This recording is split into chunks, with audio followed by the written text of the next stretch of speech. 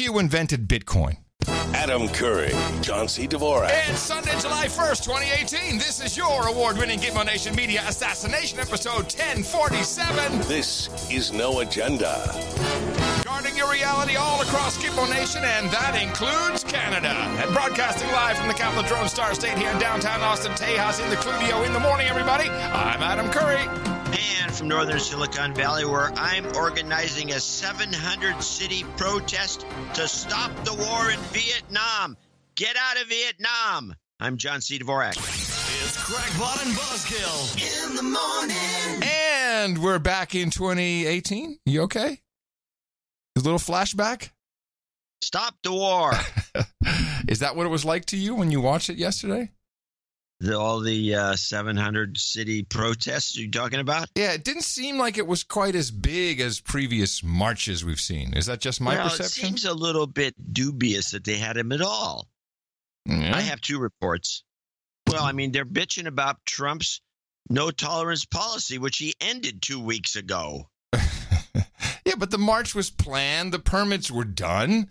You know, the donation websites were up to chip in. Everybody was ready. It seemed a bit much to me. So I think also we might as well just start re-protesting the war in Vietnam. Okay, now I get you. Right. That's okay. Yeah. I thought you'd get it right away. No, it took me a second. I flipped on the telescreen and I surfed around. I saw way too many commercials. That was my first clue. Like, man, this is not as big as it was intended to be, or what they thought it might be. MSNBC was, they even didn't carry everything live continuously. They came back to in-studio stuff, so it was, it's hard to tell. Because it's dumb. Well, so if I was an editor, one of these guys at the news, let's play the CPS reports. I got two of my summary. Oh, not summary. Which one is this? Protests. I got the wrong clips lined up to discuss. Where are these clips? Crazy March. There it is. Yeah. It was obvious. Crazy March. Yeah, well, Crazy March, baby. Yeah. So here, if I'm the editor, I'm going to say the following. Here's what I would Now, you're the editor of what? Of MSNBC, the news desk? No, this is CBS. Oh. If I'm one of these guys that are executive editors or editors, I'd say, okay, here's what we want to do. First of all, who exactly organized the 700-city protests? March On organized it. Who is March On? It's the same organization. It's the DNC. It's the same organization that organized the Kids Against Guns March. And if you click on the donate link in the chip, I'm going to just tell you right now that nobody ever mentions this group. Well, that's Secondly, weird. Why doesn't somebody? Well, I'm talking about the CBS people. And then why doesn't somebody go to the head of March On and say, "Hey, what are you protesting?" Well, we're protesting Trump's no tolerance policy, zero tolerance. Well, why are you doing that? Because he canceled it like over a week ago, and then there's a judge in California that also chimed in to make it so there's none of this can go on anymore. So what are you protesting? Well, to vote Democrat. It was a fundraising drive and an awareness campaign for people to vote for Democrats. There's a lot of violence, by the way, in this thing. But let's go to Crazy March. And we begin tonight with the massive nationwide protest against the president's immigration policy. Tens of thousands of protesters in more than 700 demonstrations like this one in Chicago, in cities and towns from coast to coast, in every state, urging President Trump to reunite the families separated at the southern border, part of the fallout from his zero-tolerance immigration policy. We start with ABC's Kenneth Moten in Washington, D.C. Tonight, a resounding chorus from coast to coast. Coast to coast. Tens of thousands of people demanding an end to President Trump's zero-tolerance. Yeah, I like the coast to coast. It's ABC, by the way, not CBS. Okay, coast to coast. There's all the same on all the networks. People demanding an end to President Trump's zero-tolerance immigration policy that at one point resulted in the separation of families at the border. They rallied in the nation's capital. I understand rules, I understand process, I understand all that, but this is about children. Marched across the Brooklyn Bridge, filled plazas and... This cadence that he's using could easily be the troops moved across to the front lines, and there they saw saw the enemy, and there it was with the horrible battle. It's a total World War II, cinema scope. What was the newsreel? What was that called? Polygon. March of the News or something like that. Polygon News. Yes, you could see what was happening. But this is about children. Marched across the Brooklyn Bridge. About children. Plazas in Boston, Chicago, and Los Angeles, holding signs that read, "Close the detention centers," and "Children don't belong in cages." This young girl's handwritten message simply says, "Families belong together." I think children belong on leashes. What do you think? I think so for sure. I think that would be the solution right there. Just as an entremont, I'm going to play the ACLU ad that played during some of this reporting. Here we go. It all started when Donald Trump tore thousands of immigrant children away from their parents. I love this. Donald Trump. He tore. Donald Trump himself. This whole ad. That's what she said. Yeah, the whole ad is like this. That's what's so interesting about it. It is completely focusing on Donald Trump ripped him. It all started when Donald Trump tore thousands of immigrant children away from their parents.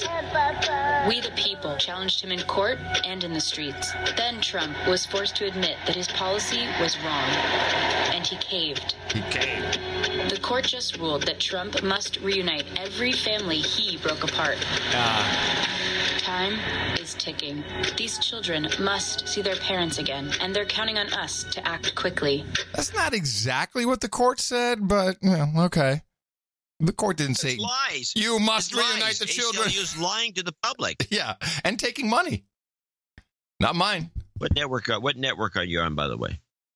Oh, I don't know where. I think I got that from MSNBC. That's my network. No, what network are you on? I'm on the good one. I'm on the regular, not the 5G. Why am I cutting out on you? Well, that clip did. Oh, I could just be anyway, Skype the point freaking is out. Well, it's Trump. Yes, get out the vote is really what's going on here. But I wonder how many people, because if you listen to that report we just played, and I'll play part 2 of it in a second, crazy march, you have to wonder how many people in the march actually have any knowledge of the fact that the march is futile. It's stupid. It's here's what I saw a lot of white people marching. I really was looking at the coverage, and I saw predominantly white people marching for this.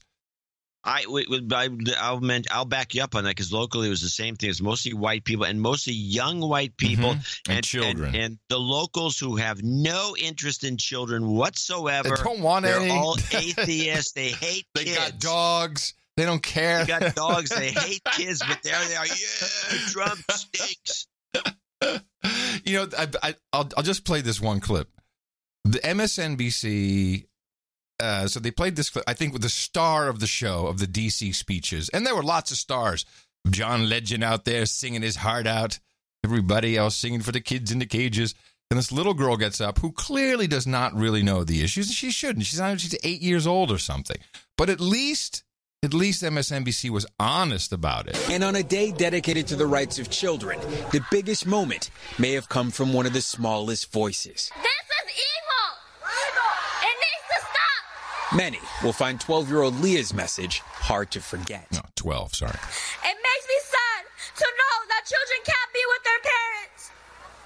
I don't understand why they're being so mean to us children. I can totally see what happened with this child. Do you know what that evil President Trump is doing? He is taking children from their parents. I don't think a 12-year-old necessarily has the cognizance of the background of the complications of this story. A lot of 12-year-olds do, and that one doesn't. Well, this one, I don't think so. And you can just tell how she's been souffled. It makes me sad to know that children can't be with their parents. I don't understand why they're being so mean to us children. Don't they know how much we love our families? Don't they have a family too? Again, customs officials aren't saying what the plan is for reuniting the roughly 2,000 children still separated. But the activists and organizers of yesterday's movement say they want to use this momentum to keep people engaged enough to make a difference at the ballot box. Well, there you go. At least they're honest about it. Well, they're in an offhanded way. The whole thing was dishonest. They're protesting nothing. This is like going, let's protest the Vietnam War. Get out of Vietnam. Yeah. So it was funny, this kid, there was a bunch of this you had a lot of this on Twitter, these people showing their kids holding stupid signs. Yes, saying, I saw you tweeting about child abuse, and you got a lot of pushback for that. I didn't get a lot. I got mostly support. But I did get some pushback from the guy himself who posted the picture, who was the editor of the Nib. Yeah, didn't he say, you're an asshole? That was no, his... he said, no, he dropped the F-bomb on me. You're right. Like, fuck off. That was his big journalistic response. It was pretty good. Yeah. And so I go back and look at his site, and he's got this long cartoon about the kind of the negative civil discourse and how we should be nice to each other. Oh, yeah, civil, yes. So I'm looking at that thing saying, holy crap, this guy's all into, we should, this Trump's fault that we have this civil discourse issues because people can't be nice to each other. And so I go back to clip his thing and then clip his other thing, and I was going to put a little piece together. He deleted the tweet before I could get back to it. Oh, what a douche. Who was it that said, I'm looking for it. Here it is, yes. Samantha B. One of Samantha B's staff writers tweeted, "Civility." You got to write this one down. Civility is a tool of white supremacy. What? I have to say, my head kind of exploded over that one. It's like, what?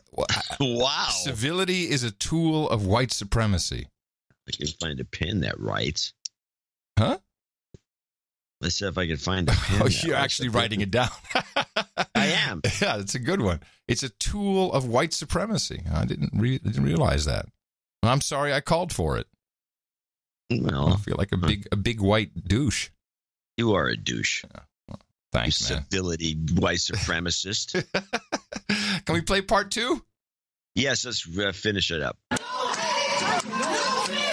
More than 700 marches in every state. Demonstrators join forces with celebrities. We are out here to save the soul of our nation.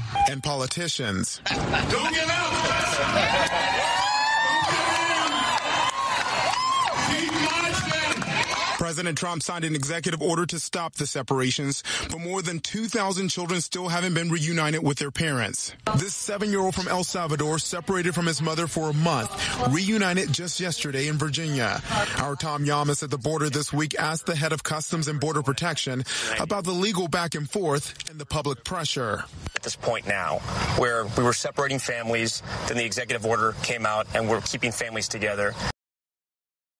So it's moot. The whole thing was moot. He kind of slipped it in that Trump did sign the executive order, but yeah, he kind of put it in as like an afterthought. It was really, I thought it was poor journalism from top to bottom covering this thing. They should have either ignored. It was a moot protest. They should have either not covered it or at least gotten to the bottom of it. And been honest with the public. It's right, just a rally. It's a cheerleading. A rally would be different. No, they were cheerleading. They were cheerleading. Plain and simple. No, they were cheerleading. But that's what they do. I did do a little bit of research on a few things.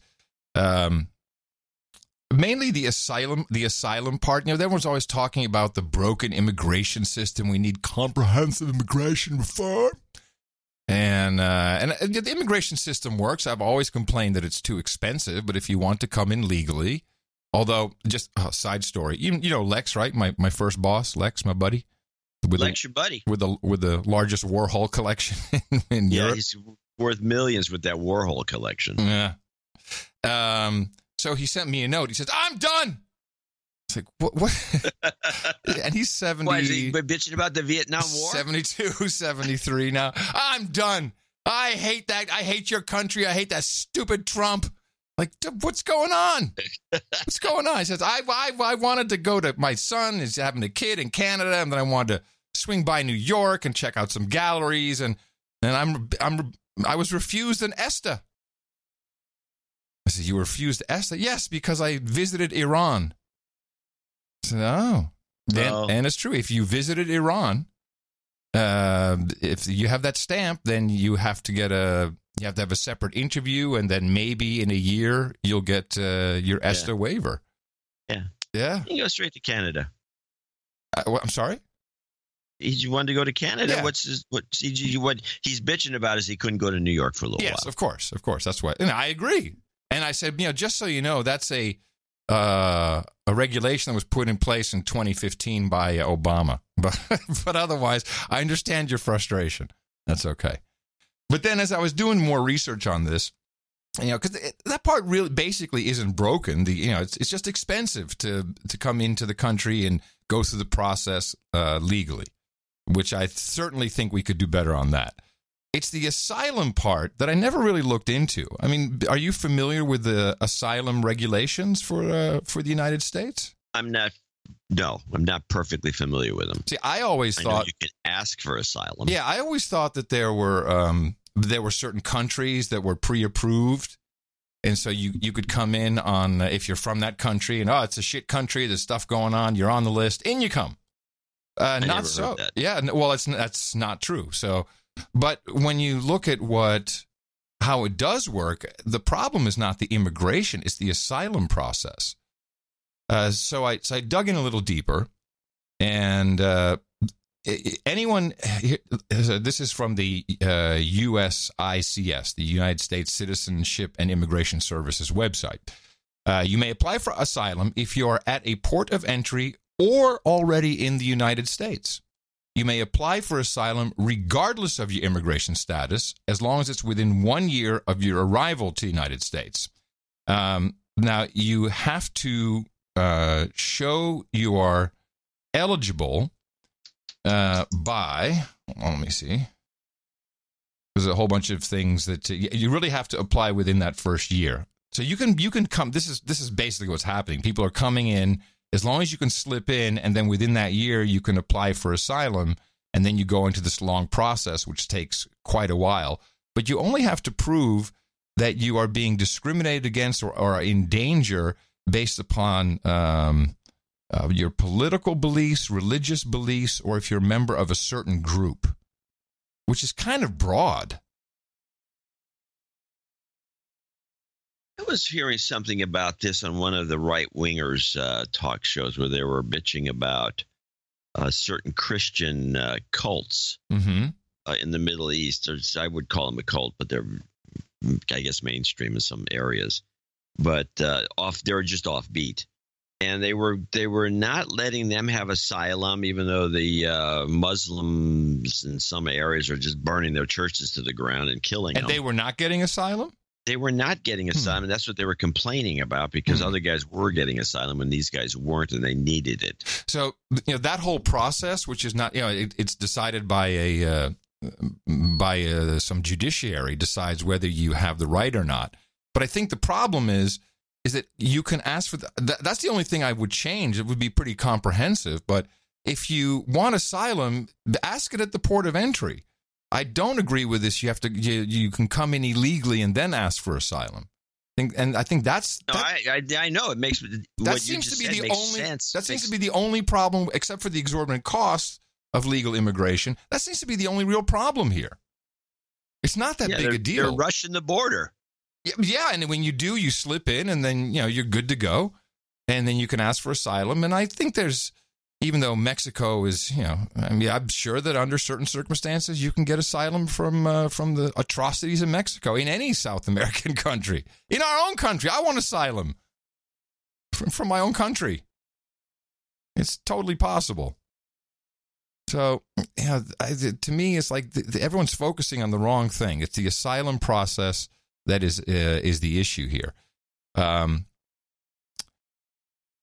me see. I got a number of people telling me that I was wrong about the travel ban. Now, what did you say that was wrong? And usually they send me notes saying, "Tell Adam he's wrong." That's so interesting, because everyone sends me notes to tell you if you were wrong. What is wrong with people? Are you afraid to email us directly? No idea. Why is that? Is a very odd thing. We've noticed that for 10 years now. Yeah. So I said Trump called, it's a travel ban. It's not a Muslim ban. It's a travel ban. And what he wrote as executive order was a travel ban, but I had not heard this clip. Hey, stop you right there. Let me excuse me for. This is from 2015. Then presidential hopeful. A second. Let me just stop you right there. Tell us how it's going to work if you indeed are going to get this done. Unlikely that it could pass Congress, even if it did, likely to be found unconstitutional. So how will you actually do this? What I'm doing is I'm calling very simply for a shutdown of Muslims entering the United States. And here's a key: until our country's representatives can figure out what is going on. They don't know. I stand corrected. He did say that. Now, granted, it was a long time ago. I remember that, too. I remember that. Yeah, I'd forgotten about it. So that's confusing. Again, it's something...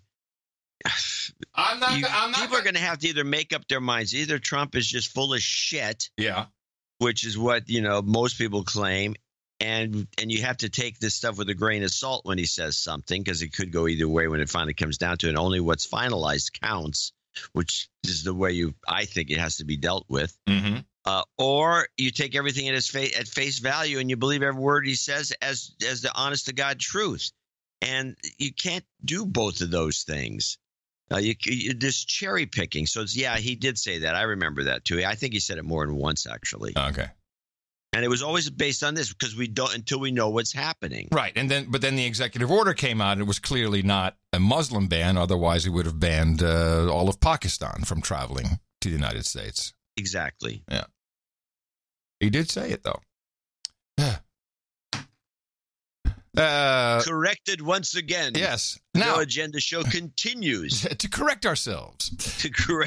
Now, as much as possible. The thing that really stop the war really baffles me is the calls for abolishment of ICE. And which I said it wrong on the last show. Brought this up. Yeah, I see. ICE it's part of it was rebranding. Yes, the Department of Homeland Security came into effect after 9/11 as a part of the Patriot Act, and there's a whole bunch of issues with that. But we're stuck with it for now. And by the way, we bitched about this from day one, about the Patriot Act and the whole DHS. Absolutely. And where were all these same people that are complaining now? Yeah. Well, some of them weren't born. Or just too young. It's a minor problem. I guess you got me there. Yeah. I don't think Reddit was around either. Yeah, that's where the big bitches take place. But the ICE came out of something that I think most of these people don't remember, INS. If you recall, those were the bad guys. Immigration and Naturalization Services. Yes, and you could say in a restaurant in New York City, "Hey man, shut up, or I'm calling INS on you." Everybody knew what that meant. Everybody knew what INS was. Yeah, I agree. So ICE is just a new version of that. It's just rebranding. You're right. It's all it is. It's INS. You're exactly correct. Now they did get some new powers, which was this 100 miles within the border. This has got to go. Well, I looked into that too. So I've been stopped by one of those. I really, really despise it, and I still believe it is a violation of your Fourth Amendment rights. But Supreme Court did rule on this a long time ago. Actually, they ruled on this 20 years ago. And they said that it is absolutely more. I think the way it came out in the Supreme Court ruling was that the safety of the people of the country went above this one question stop, which is not one question, but okay, of are you an American citizen? And there's a whole, there's also a dissent against. I put it all in the show notes, but the ICE guys, it's mainly ICE, who are at these like I-35 in Texas. So they have to be on a road that, within 100 miles that comes from the border. It can't be on just some willy-nilly road. You don't have the same rules for roving ICE. So if someone, if ICE is trailing you in the car and then they pull you over, they have to have an actual reason to ask you for identification if you're a citizen. But these ICE stations at on these within the 100-mile border limit, they have been ruled constitutional by the Supreme Court. Well, it's local authorities that usually put the kibosh on some of this stuff. We had this problem up in the Port Angeles area. Mm-hmm. They've set up an ICE operation. They're put together a nice system. They have like their office buildings and these fancy black SUVs they drive around, and they were going around with red lights and sirens. Yeah, but see, that's the roving. They're not allowed to do that. They have to have probable cause. They were doing it, and they were telling everyone to fuck off. And they can't do that. Pulling people over, and then they were, what was another thing? Oh, then they were going to the scene of an accident that was being carried, and they come in, can we help? And they were coming in. It's like they were bored. Yeah, they had nothing better to do. They had nothing better to do. They're sitting around in their office. There's nothing to do there. And so they decided to go out there and have some fun. I would probably do the same thing if I was working there. Right. And they finally got told by a judge to stop it or else. Right. Yeah, but again, roving ICE is different. That's there's different rules, but it's the ones that I take such issue with is, you slow down, like, are you an American citizen? You really have no right to ask. But apparently they do. However, ICE needs to go. They are evil, and is Austin within 100 miles of the border? No, and we don't have them here. Where'd you see them then? When I drove from California to Texas, we got stopped. Yeah, it was quite the ordeal. And the reason why they had probable cause is because the police dog jumped up against a vehicle and was like, oh, you may have drugs, probable cause. And you know about the police dogs. Yeah. They're liars. They are. They're liars. Big liars, police dogs. Yeah, they're we've cute. documented this on the show. I like them, but they're liars. They're trained a lot. So here is Kristen Gillibrand of New York with her brilliant call to disband ICE. She's also got some positions that are even to the left of Bernie Sanders. She wants to get rid of ICE. Now, what are you going to do with your party if you do come into a majority and you have a significant number, or at least an influence, of people who have that kind of a position? Yeah. Well, I agree with it. I don't think ICE today is working as intended. Well, you think you should get rid of the agency? I believe that it has become a deportation force. And I think you should separate the criminal justice from the immigration issues. And I think you should reimagine ICE under a new agency with... Reimagine? What is that? Is that a new way of running? Oh, that's just some... I'm going to reimagine. Bad term she would use. I think the guy should. How about something like immigration naturalization services? Do you think maybe we should go back to that? Oh, that's the question you should ask. I think you should reimagine ICE under a new agency. It's the Cuomo kid. Smoke's coming out of his ears already. With a very different mission, and take those two missions out. And so we believe that. Wait. She's talking gobbledygook. Yeah, I know. She says with a new mission, take those two missions out. Yeah. What? Agency with a very different mission, and take those two missions out. And so we believe that we should protect families that need our help, and that is not what ICE is doing today. And that's why I believe you should get rid of it, start over, reimagine it, and build something that actually works. I believe she's also poorly informed. It's Customs Border Patrol who deal with the border. ICE enforces. Once you're inside the border and past whatever you've gone through or not, that's where ICE comes into play. So they're the ones who come into Oakland. Then we have our new superstar. By the way, Gillibrand is Hillary Clinton light. Yeah. Well, and then there's AOC. Or lightweight. Then there's AOC, baby. AOC. Just like HRC, she's got initials. AOC. Talking about Ocasio-Cortez. Oh, her. You know, there was a good piece in the Zero Hedge on her. She apparently was raised in a very wealthy family. Yes. And according to, we had the dinner the other day, and JC was, I guess, reading in the Jacobin or one of these other publications that he likes. He says that the Spanish vote or the Latino voters never gave her any support whatsoever because her Spanish sucks. Apparently, she's close to speaking Spanglish. I got a real nasty note from someone. Let me see if good. Yeah, let me see if I can find it. This stupid Outlook, man. You guys suck. Here we go. It even from Shady Waters. Oh, jeez. Outlook has a real squirrel mail. I should. It's like I just want to open up one note, people. But then it immediately goes into, I can't even explain what's going on here. No, sorry that you even thought to do that. Yeah, here we go. You You have no clue what you're talking about when mentioning AOC. She's been part of the DSA for 2 years with a massive organic backing. They knocked on over 15,000 doors in the Bronx. She was outspent 80-1, like John said. Planned Parenthood and Emily's List donated to Crowley. She had no PAC money. And to think that Chuck Schumer would be grooming someone that's against Israel may be the most retarded thing I've heard you say on this show. You both have no clue about how there's a civil war in the DNC and AOC's win is our Tea Party movement. But unlike all the dark money the Tea Party got, we don't get any funding. The DCCC does not fund anyone who's a part of the DSA. Keep thinking you have a clue about us socialists. And yes, we want open borders. Boo-hoo.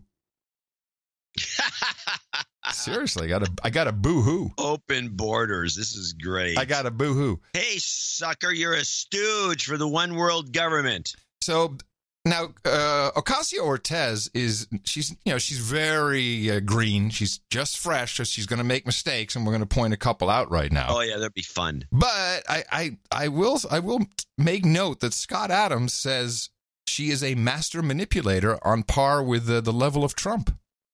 Well, he's discussing her ability to emote hypnotic suggestions.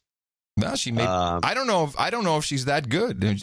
Somehow it may be just coming. I think he's full of crap on this one. Let's listen to her speaking about the ICE issue. So you have called for a number of things, one of them being to abolish ICE. And you recently traveled to the border to Tornillo, Texas, to see the shelters, to see where some of these separated families are being held. What would you replace ICE with? And do we not need protection at the border? Well, we absolutely do need to make sure that our borders are secure, to make sure that people are safe in passage. But what we need to realize and remember is that ICE was established in 2003, right at the same time as the Patriot Act, the AUMF, the Iraq War. And we look back at a lot of that time and legislation as a mistake now. And I think that ICE is right there as a part of it.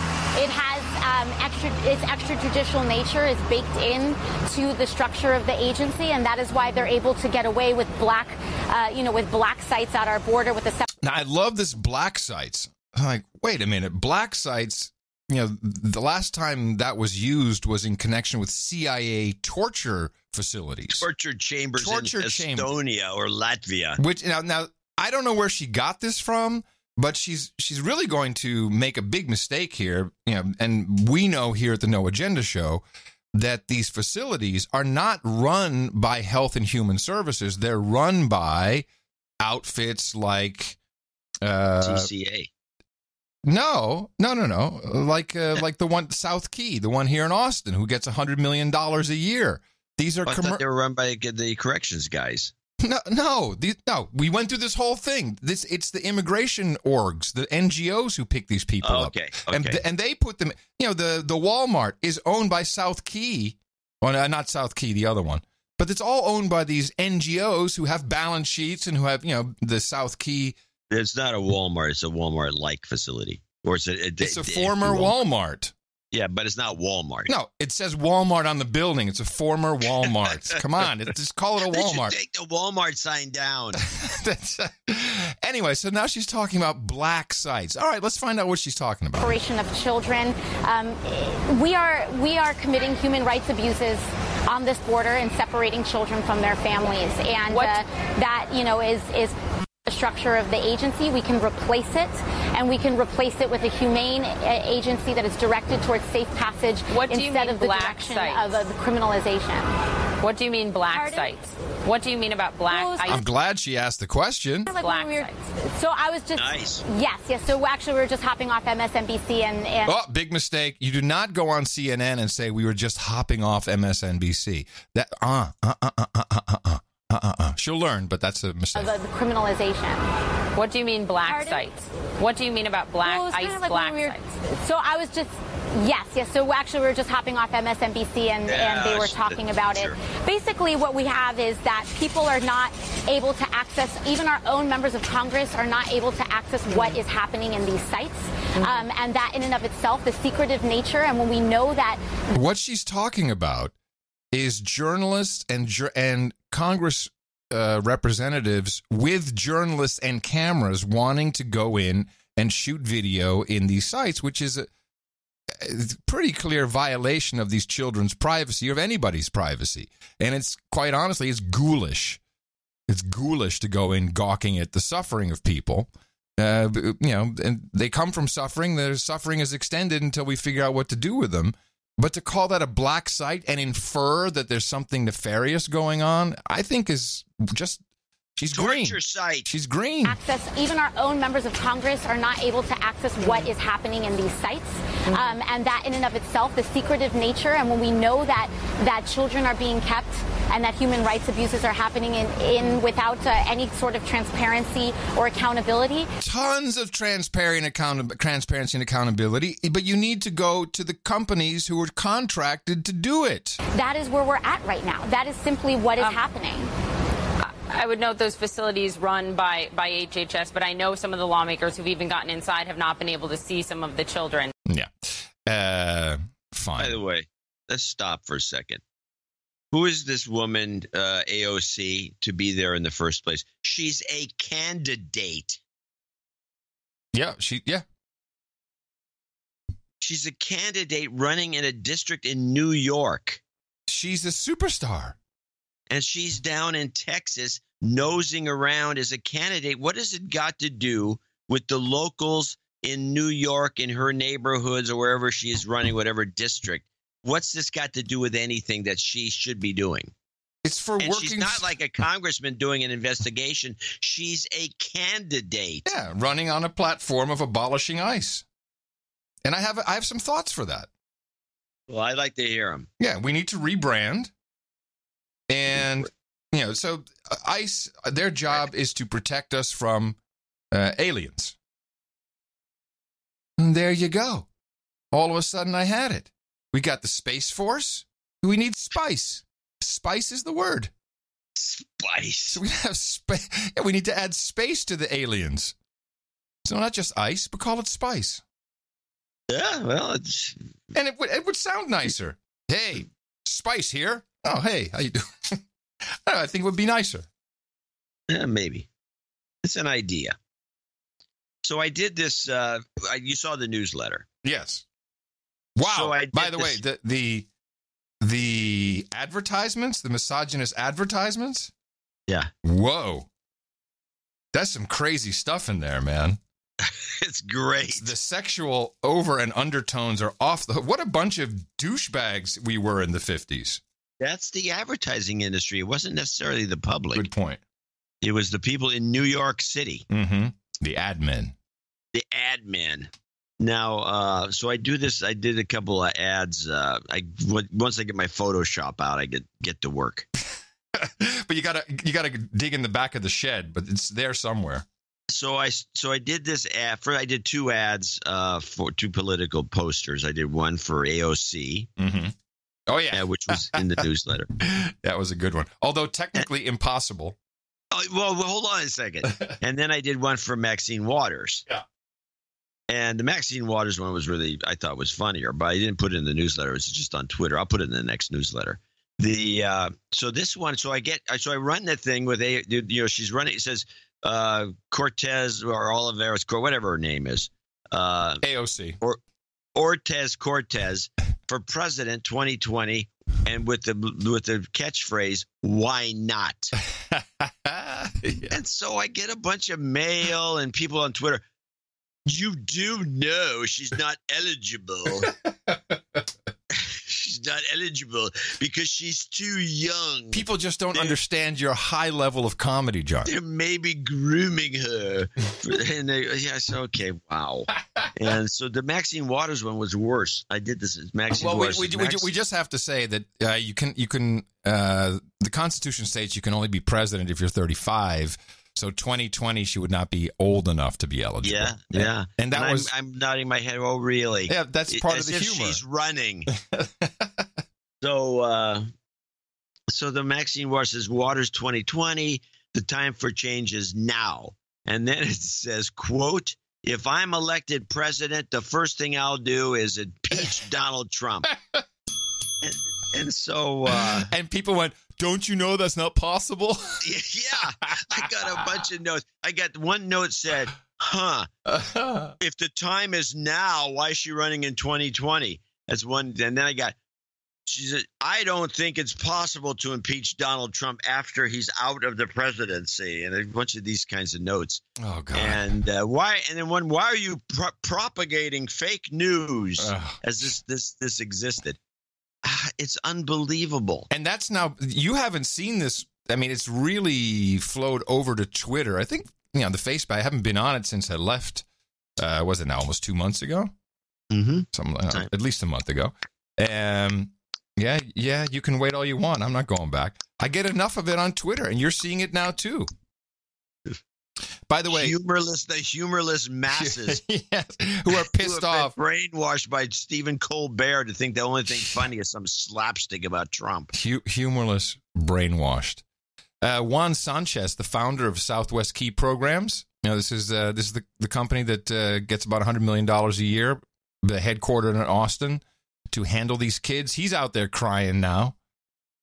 He said the government asked us to set up shop, and so we did. And in the process, of course, we advertised, and all these people applied for jobs, and now we're gonna have to lay people off because there won't be enough people, the clients, to take care of. There you go again, your pet peeve. There's been this determination by the government that we're going to cut the number of kids that we are serving by 48%. Mm-hmm. Yeah, they're serving the kids. So as the government has made these cuts across the country, what do? They told us you need to terminate folks. So we're in the process right now of needing to terminate people. They're losing jobs. It's bad for the economy. Brother. Yeah. When you talk about either whether it's homeless people or whatever your NGO is, when you start to look at these people as clients, then it is your natural inclination of the organization to grow the client base. Then here he is. He say, "Oh, now we have to fire people. So sad. They responded to our ads. This would be a good thing. You should be happy." Yeah. This is like starting a government agency and then shutting it down. I worked for the Air Pollution District in the San Francisco Bay Area, which was a regional government setup. And it began in 1955. I was working there in the 70s. And one day I was at the University of California doing some miscellaneous research, and I found their bylaws when they set up shop. Mm-hmm. There's a whole section. Wait, you were working there and you're just doing some miscellaneous research. Yeah. So, which I recommend. Anyway, I've always said this about government work. Anyway, so I'm in there. I was looking doing something, and I just ran into all their paperwork, and it was founded, and I didn't know any of this because they don't teach any of it when you're working there. It was founded in 1955, and it was supposed to have it was because this was everything, all the air pollution stuff really got going in the 50s after the London fog, after that London death fog that killed everybody. Wait a minute, the London fog, wasn't that much earlier? It was earlier than 1955, but I don't know if it was that much earlier. Let's look it up. Yeah, we should definitely consult the book of knowledge. And this is the fog that the great smog of London. Is what it was descended, called. And it was like, don't worry about it. 1952. Oh, good. So they said, don't worry about it. Don't worry about it. How many people died? I don't know. I'm looking at it now. A lot. Yeah, it was anyways. It was a severe air pollution event that affected the British capital of London early December 1952, a period of cold winter combined with anti-cyclone and windless conditions collected airborne pollutants. It goes on and on. 4,000 people died. So that, and 100,000 more were made ill. So this was a serious problem. Yeah. I remember the first time I went to London, they're still burning coal, and you had to change your shirt at least 2 or 3 times a day. Wait, so that is the genesis of the EPA? The genesis of most air pollution related, I think so. I think it was. Although the EPA was put in play by Nixon a little later, but these local districts were all created in the mid 50s. Right. Ours was created in 1955, and it was because everyone was freaked out about what happened in London. I mean, people bitch and moan now about carbon pollution, but they have no idea. There hasn't been an event like this ever since, where 4,000 people were killed, 4,000 dead, and 100,000 made ill. So that was a big deal. So they started the air pollution district in 1955 to clean up the area. And they did a pretty good job of it, I think. But it was designed to have a 15-year life. I read it in the bylaws. It was supposed to be shut down in 1970. And there's your government agency. No, let's see, it's 2018. Still going strong, people.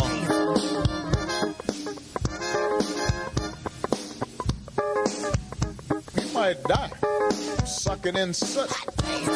Yow! You might die. Ow! Sucking in soot. Just need to remind ourselves. Anyway. Yeah.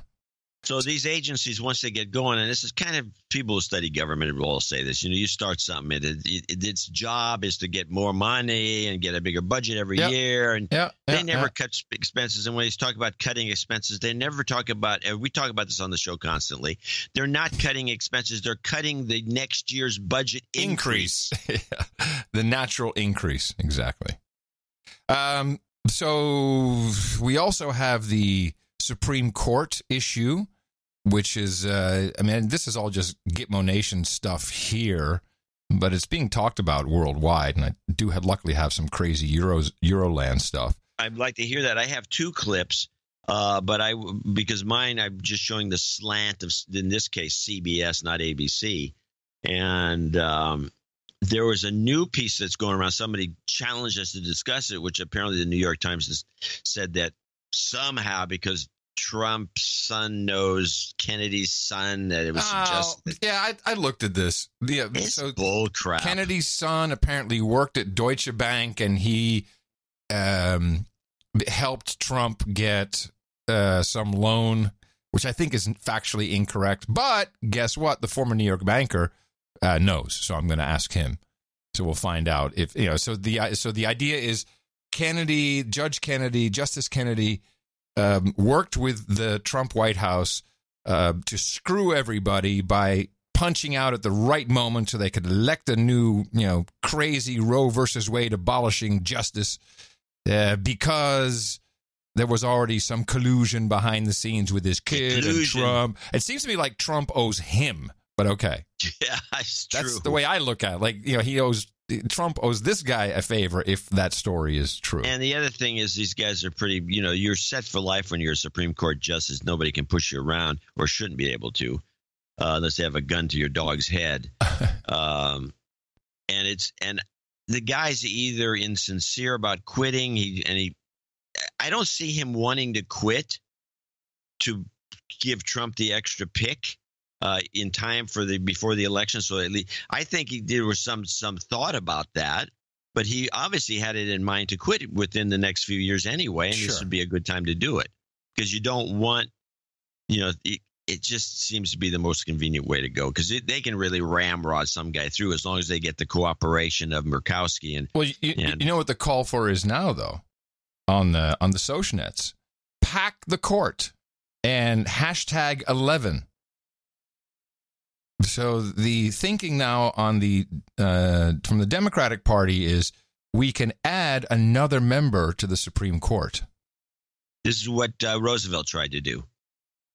This is old Democratic practice. Some history. Tell us. Well, I don't know the details. I just remember that Roosevelt tried to pack the court because he wasn't getting the response he wanted from the National Recovery Act. His National Recovery Act was unconstitutional. And I don't know the details of it, but I just know he tried to pack the court. It was very controversial. Yeah, I guess we can have more justices on the Supreme Court. Or less. Yeah. Yeah, less. That's possible, too. Yeah. But I don't know what that would take. Does that take an amendment? This is not happening. No, I know it's not happening. Just a bunch of wishful thinking.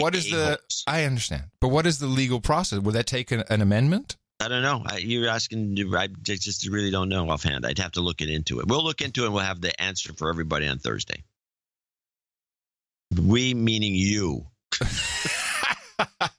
Okay. Since you brought it up. Okay, you got it. I'll have an answer. All right. Let's play. I have two clips because I have some commentary on the Supreme Court rundown 1, which I call boring. It's a little boring. It's only 1 minute and 30, but it just galls because CBS brings in this woman who's a professor at Barnard or Wellesley, one of these one-time women's schools, and she seems to be like a spook pushing the CIA line. This never got on network. This was on their streaming service. And I just found they're pushing these. Just one of the show's gripes that we have, and people out there listening to the show know this. We complain about untruths being promulgated as memes, which is constantly going on. Like the phony gassing in Syria that was done by the rebels, and 97% of all scientists, and 97% of all that sort of thing is galling. And this woman comes on, a professor. All Mexicans are rapists. Exactly. We need a list. We do need a list. Mm-hmm. All right. Hit this. Well, it's a big deal because Justice Kennedy has historically been the swing vote between the more liberal and conservative wings of the Supreme Court. His decisions have helped provide rights to gay Americans toward marriage. He's also upheld abortion as well. So with his possible replacement and President Trump's commitment to replace him with a conservative justice, Democrats and liberals are concerned that perhaps this is the first step to Roe versus Wade, which legalized abortion, to being overturned. So they tried to push Senate Leader Mitch McConnell to delay this confirmation vote until after the midterm elections on the slim chance that perhaps Democrats will win enough seats to gain the majority in the Senate. But Senator McConnell will have none of that. He wants this vote done this fall to secure a conservative justice on the court. And that's why President Trump met with several senators this week to gauge what would be palatable for them, what type of nominee. There are two pro-abortion rights Republican senators, Lisa Murkowski of Alaska and Susan Collins of Maine, who have indicated they don't want to see someone overturn Roe versus Wade. Senator Collins saying that she sees it as settled law. So President Trump would be wise to appoint a justice who has not previously ruled in ways that seem negative toward Roe versus Wade, although President Trump told us on Air Force One yesterday he would not ask potential nominees specifically about their views on this issue because he felt it would be inappropriate. But we are standing by to see who he will meet here in the next few hours as a potential replacement for Justice Kennedy. You know what gets me is I don't think these journalists or anybody really, if you ask them point blank, what was Roe versus Wade about? And how does that case, or what was the circumstance in that case that led to, the federal legalization of abortion? I don't think most people know, because it has nothing to do with the rights of the baby or death or when a child is a person. It has nothing to do with that. And I think we should just review for a second. It was the way it was done, which I think is constitutionally very solid, is the right to privacy under the Due Process Clause of the 14th Amendment, that it's a woman's decision to have an abortion, but it is her privacy whether she does that and whatever medical facilitator she uses for that. And when you really go down the line of looking at the 14th Amendment, the Due Process Clause, I mean, this is some pretty real basic stuff. It also folds into the Fifth Amendment. So right. It also pushes the whole issue onto the states. It certainly does, but I think that people are very confused, and they think that, this is, whoever it is speaking, whoever the person is, religious fuck, it's gonna overturn it. This is not something you just overturn. And by the way, it was a 7-2 ruling. It was pretty unanimous. So it's lack of knowledge, lack of education. Yeah, well, it is beside the point. You're right. It's beside the point because it's a point of, it's like a point of order. It's a vote Democrat is what it is. Yes. And that's all it is. Yes, correct. And it's a dog. In fact, the Democrats have coined the phrase, and I would say this is a dog whistle issue. Yeah. It's what Hillary used to say all the time. It's a dog. You say Roe versus Wade, you just call out the dogs. They don't know. It doesn't matter what it's really about. It's just the dog whistle. All right, on to part two. You know, a lot of talk also has been said about the Supreme Court that it's just not diverse enough, especially on an ethnic level. And you're making these decisions on people who come from a wide range of different backgrounds. Any sort of sense that he might nominate somebody who is more ethnically diverse than the current makeup of the Supreme Court? Yeah, there is one nominee who, if confirmed, would be the first Indian American to sit on the Supreme Court, and that's Amul Thapar. He's 49 years old and currently serves on the Sixth Circuit Court of Appeals in Cincinnati. President Trump was also keen to mention that there are 2 women on his short list of possible replacements, and that includes Amy Coney Barrett. She's 46 years old and was appointed by President Trump to sit on the Seventh Circuit. Well, they have these 2 people. First, diversity. I think the court's fairly diverse already. There seem to be more Jews than in the general population. That may be something to consider. They never mentioned that. No. That's can't say that. Ixnay on the UJ. But they're so that's a little unbalanced in that regard. They could use another woman, but they're going to get another woman when Ruth Bader Ginsburg drops, or quits or something. Because they're just put a woman in her place. I think they're going to try to put that Indian guy in. That would make sense. Because you get a Dinesh D'Souza type of guy. Yeah. These Indian guys, if they have, these Indian guys are tough customers because they have better memories than most. You have to remember that the Indian landmass and all the Indians, they were the last major civilization to have a written language. And they finally adopted Sanskrit. And so what they did, I believe, what they did over the centuries and centuries was develop an outrageous ability to memorize facts. So they didn't need it. You don't need a written language if everybody in the town knows the books, right? Just by memory, right? So you get these guys, a guy like this who's a conservative. Oh, he would be relentless. He would be a nightmare for the Democrats. But they would have trouble saying no to him because he's a super ethnic. He's a South Asian. What are you going to do? Well, he has a penis. That's a problem. Well, there's that. Yeah. That's one thing you can complain about. Yeah, toxic. But we're penis. not absolutely sure about that. All right, let's listen to some commentary on The View regarding the Supreme Court. And of course, we have Whoopi, who was very, very upset about this, as she feels that men always want to be inside of her, telling her what to do on the inside. I don't like hearing again that I'm trying to take your rights away. Because I have to tell you, as a woman, I think you're trying to take my rights away. That's right. Okay? You don't care. Yeah. I mean, and as a person who believes in the Constitution, which tells me that I have the right to be myself and do the things I want to do, and I don't have to listen to what your religion is, and I don't have to listen to what you want it to be. I have to make sure that as an American citizen, I'm doing... By the way, here you can see, or you can hear, the confusion, as she truly believes Roe versus Wade is about religion and religious beliefs. So that's not the point of the clip, but you can hear it. You think there was a religious aspect to Roe versus Wade, was there? There's zero religious aspect. None. No. That's not, the ruling is purely about privacy, not about religion. Just making it up. I mean, this is what people think. Uneducated right. idiots. To what your religion is, and I don't have to listen to what you want it to be.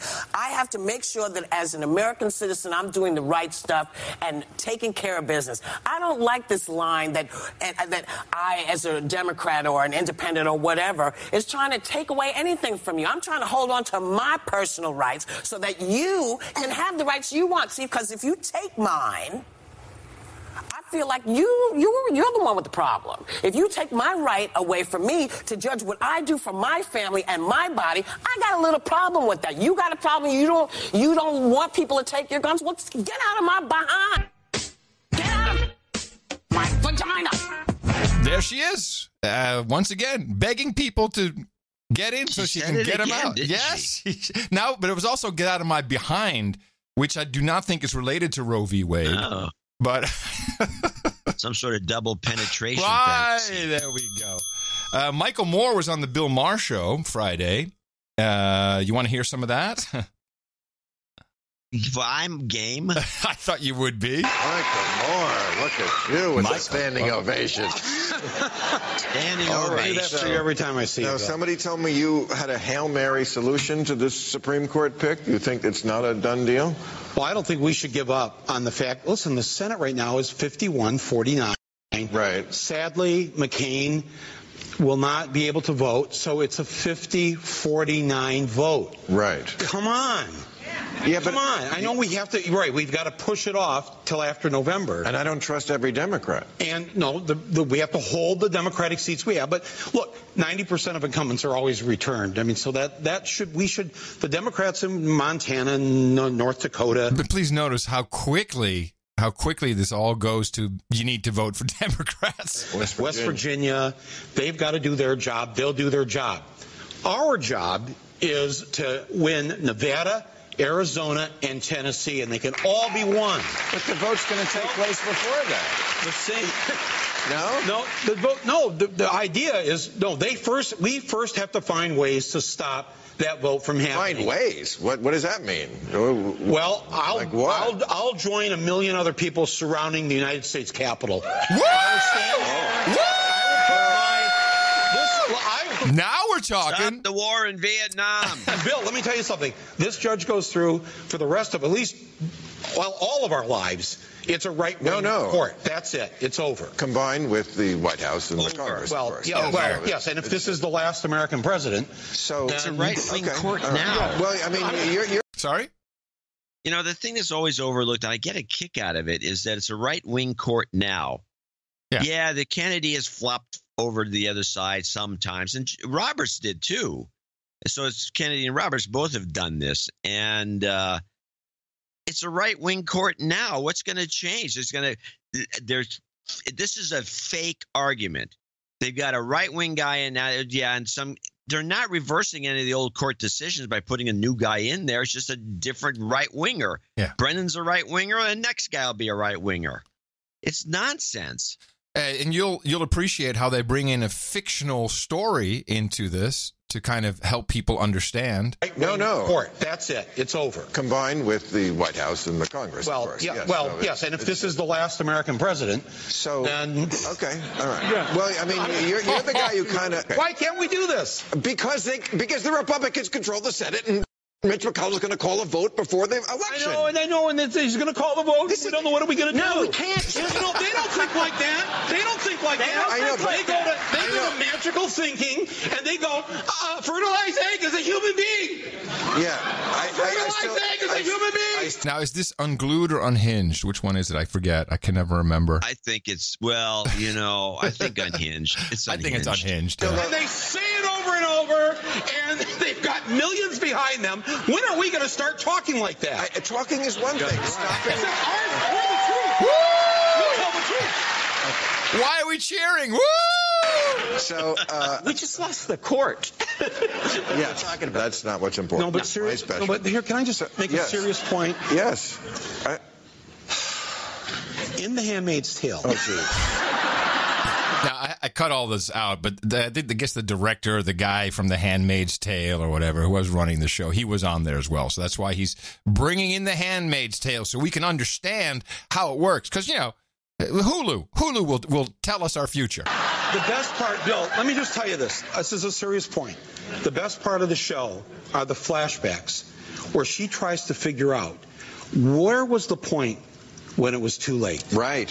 Where was it? I get it. Where was the point where if we had all just risen up, right? If we'd just done something, but because it happens in little increments. That's right. That's how fascism works. That's how fascism works. They do it in little. And listen, we have. Isn't that great? That's just. Oh man! Fascism works just like The Handmaid's Tale. Everybody. A president. We lose one norm a week. We have a president who, by the way, was not elected by the people and constantly refer. Is Norm Macdonald dead? Did we lose Norm? I think they're talking about the normals. Oh, the normies. Yes. Okay. Refers to himself. Yeah. Constantly. He's constantly referring to himself in the Third Reich. And I'm finishing my movie and getting it out before the midterms because I want millions of people to get to the polls. Yeah, that's...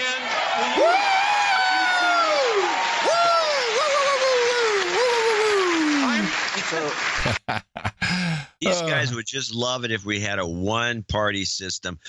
With no borders. Socialist one-party system with a commissar and with all the no rest borders. Of those sorts of, you get a. I hate to give you this for a Bill Maher clip. I think clip of the day is deserved. Clip of the day. I do not share this with Bill Maher or with Michael Moore at all. And with that, I'd like to thank you for your courage and say in the morning to you, John C., who put the C in SCOTUS Dvorak. Well, in the morning to you, Mr. Adam Curry. In the morning to all the ships at sea, all the boots on the ground. Subs in the water, if there's any left, and all the dames and knights out there. In the morning to the troll room, who already saying you're going soft on clip of the days. They didn't think it was warranted, I guess. Soft. It's going soft, JCD. Hey, it's my determination. I'm clip of the day. I get to call clip of the day, not you. It is Troll Room, after all. NoAgendaStream.com, where you can always listen in live, and we often have a synchronized chat room with the YouTube video. You can look at the chat room and listen along. And also in the morning, the Cesium 137, he once again scored the artwork, the album artwork for episode 1046. Title of that show, which she did on Thursday, was Pot on Sale. And this was, we both thought it was a good piece of art for a number of reasons. It was obviously some kind of detention camp with barbed wire with a wooden sign, beautifully rendered with a skull and crossbones, and it says, no Wi-Fi. And that, of course, referred to the fact that there's no Wi-Fi in the camps we're all going to be locked up in. And it was nil agenda, not no agenda, nil agenda, which was nice. All kinds of little things he had in there. It was very well. It's a good piece. Very good piece. It's what we're looking for. Yeah, we are looking for that. So thank you, Cesium 137, and thanks to all of the artists who always gleefully upload their artwork to noagendaartgenerator.com. And, of course, we don't always use everyone's art, but we do seem to be able to repurpose it for newsletters and tweets and other things. So it's all appreciated. And, of course, you can also see some of this at noagendashop.com. As part of our value for value model, that's how it works. Thank you for providing that value. We also have people who sent us valuable money to keep the show going, since we don't take any commercials or money from any commercial interests. And we're going to thank our executive producers and associate executive producers right now. Yeah, starting off with a very big contribution from David March out there in Hamilton, Ontario, Canada, on Canada Day. And we failed to mention at the beginning of the show that this is Canada Day. Yes. Happy Canada Day, everybody. Yeah, July the 1st is Canada Day. It's their equivalent of the 4th of July, although it wasn't based on a revolution.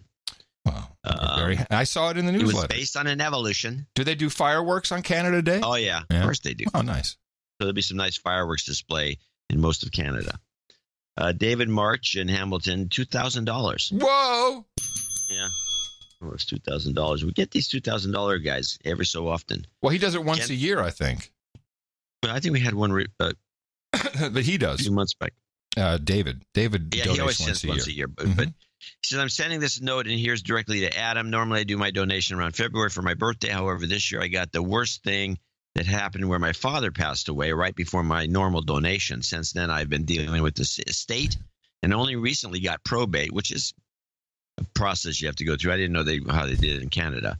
So I can make this donation to the show. I would like to not just get my knighthood, but get my father's posthumous knighthood as well. Wow. Now, you're going to have to I didn't know if Eric would get this right. I don't think he did, so I want you to go and look at the thing and fix it. I will look at the thing and fix it. The list of knights. Yeah. I think he fixed it. What does he have for the father? Sir Romano Marchi. So we have Sir Does he have of the Electric City? No. Well, then he didn't fix it. Okay. Of the Electric City. I would like to be named Sir Karanatov of the Electric City and my father, Sir Romano Marchi of the same. Got it. And as soon as he put that in there, I says, Eric won't get that. He didn't put the first one in either. Oh, okay. Well, they're both of the Electric City. It's going soft. Well, his name's an old joke from the time he went to a mob wedding for one of his students.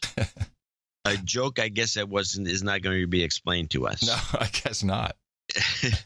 He was a professor and led a full life. I would ask for karma the clip with the CB people saving the world. Whoa! Stop! Yes, stop! Whoa! I feel really. Whoa! I feel real bad about this, but hams are not CB people, and CB people will not save the world. No, they won't even save their truck. Yes, that was a huge faux pas. But that's okay. Yeah, well, for $2,000, you can make all the faux pas you want. You can do whatever the hell he wants. I agree. Saving the World and the Go podcasting clip, which, by the way, we have not played for a long time. Okay. Well, I'm very sorry to hear about this loss, David, but I very much look forward to knighting you as well as your dad posthumously. He sounds like he was a fun guy. And if you ever feel like it, we'd love to hear about the mob wedding to learn a little bit more about him. Yeah, we like that. When the apocalypse comes, we're the guys who are going to save the world, right? Go podcasting! You've got karma. You're right. That was an actual you actually doing that, right, at an event? I'm not sure. Go podcasting! Yeah, I think the mic drop was added. You added that, but you yelled "Go podcasting." Yeah, last time you gave a speech, they wouldn't invite you back after that. When I entered the Hall of Fame. It's hard to do it again. Ah, that's a good point. You got me. Okay, now we have our colonel came in. AJ. Yeah, AJ, Lieutenant Colonel USMC, retired in Carlsbad, California, also known as Sir Joseph, Baron of Southern California. And indeed, he is the Baron of Southern California. He's in Carlsbad, $500. Nice, thank you. He sends a nice little note on the Semper Fi letterhead. ITM, Adam and John, encloses my donation for our household omnibus budget for the second quarter of the fiscal year. I love how he does an omnibus for the household. It just tickles me. I like it a lot. I'm going to do the same thing. I'm considering the same, yeah. Yes, you two are still in the budget. Yeah. And let me take this opportunity to encourage other producers. John, stop. Can you imagine saying to your kids, well, you're still in the budget. But we have, what do you call it? What's the word when we were cutting him? What was it called? Oh, God. Think of it. We should be able to come and say, chat room must know. Yeah. When they cut the budget for a year because of the... you couldn't increase some rule. All right. Well, they'll get to it. They'll get it. Yes, you two are still in the budget. And let me take this opportunity to encourage other producers who are listening to keep John and Adam in their thoughts and in their budgets. Sequestration. Yeah, we haven't been sequestered. Thank you, Troll Room. I knew they'd do it. Castration? Could that be one? That's different. I had planned to use my sealing wax to attach this check to my note so John would not misplace it among his quote-unquote other papers. But I had to trade in my night ring for a smaller size as the one I ordered was way too big. My mistake. So I'll just take my chances. No jingles, but I could use a bit more of your health karma. Thank you. Respectfully, A.J. Van Steenberg. Here you go, sir. Health karma for you on its way. You've got karma. Thank you very much for your courage in more ways than one. I will keep that note in my collection of notes. Which I do have. Most emailed topic I got for this show. Yeah. Can John do more of the crumbs and the Rihanna stuff? People love that story, man. Yeah, I guess they did. It wasn't much of a story. It's just the idea that you get high and then go listen to Rihanna. It's just. What else would you do? Wouldn't any normal person do that? One guy says, it's beyond my imagination that he would listen to Rihanna. I don't understand it. I know that Rihanna has replaced Green Day for several months now in the hot rotation. Yeah. Well, Green Day's kind of lost its mojo. I'll say. All right, onward. Paul Arsenault. Paul Arsenault in Jasper, Alberta, 33333. Thank you for your twice weekly dose of sanity. Yes, thank you. Thank you for supporting it. Ken Burkett, 33333 in Southlake, Texas. NJNK, you've been an avid listener since the single digits. Your program has above all enlightened me through the uneven times of launching my startup digital engagement platform, which I just sold to a major pharmaceutical company. Woo! Love and light. All right. Nice. Congrats. I wonder what it was he had and how he sold it. We've been a part of his success, though. I feel proud. Well, good. At least there's that. Well, and he also helped us. Wesley, and he's his executive producer for show 1047. Mm-hmm. Add that to your Wesley list. C. Young, Jamestown, New York, $300. Serial entrepreneur and executive producer. That's how you write it down. Young has sent us anything in the mail. This came in as a one of those bank checks. I'll just do a quick Young check on the using Squirrel Mail. See if there's anybody with the last name of Young. Jeffrey Young. I'll use the Outlooks. Jeffrey Young, but it's January 7th. Wait, which you didn't read. What do I have? Donated via PayPal and requested travel and jobs karma. This donation is set it up, but not my karma request. The karma request was never given in the show today. Oh, no. Yeah, but he only had $69.69, so it didn't work out. Wow. This time he does $300 through the bank, so we're giving him travel and jobs karma. You got it. Jobs, jobs, jobs, and jobs. Let's vote for jobs. You've got karma. Travel and jobs. Well, that was a different that was Jeffrey Young. So Wesley Young. Well, you both get it. Yeah. Good work. Sir Patrick Knight of the Southern California Hills, $250 to be our first executive. Oh, by the way, Wesley Young was $300. Yeah, I think I said that. Yeah. $250 for Sir Patrick. Overdue Mother's and Father's Day donations showing support for all the great people in my life. Sir Patrick Knight of the SoCal Hills. Okay, thank you. Sir Whatever. Whatever. 2, 3, 4, 5, 6. Can I change my name from Sir Whatever to Sir Dignity? Sir Yes. Dignity. Yes, you can. Okay. You're now Sir Dignity. No. He gets an official title change in the second donation segment. That's what I meant. But now, after the title change, he's Sir Dignity. I was in a shitty spot back when. I'm a much happier me these days. Love you too. Oh, He hasn't donated in years. Oh, hold on. Let's de-douche. You've been de-douched. Keep blowing in the direction of that recorder. Oh, geez. Don't encourage it. Yeah. I think people love that stuff. Don't encourage it. Sir Marcellus in Scottsdale, Arizona, $210.12. Please don't use my real name. Okay, we didn't. You got lucky. Dear sirs, please give me a shot of your strongest job karma for new jobs I have applied to. I could really use it as my current job takes all my sweat, blood, and tears. I fear my corporate masters will next ask me for my soul. I would work someplace else, to be honest about it, if that ever happened.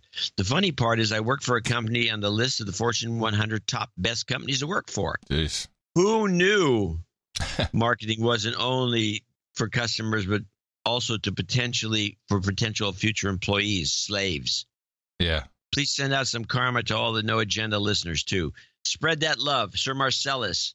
Then he's got some. He was associate executive producer, episode 463, executive producer, episode 743, 1011, and 1040. Thank you very much.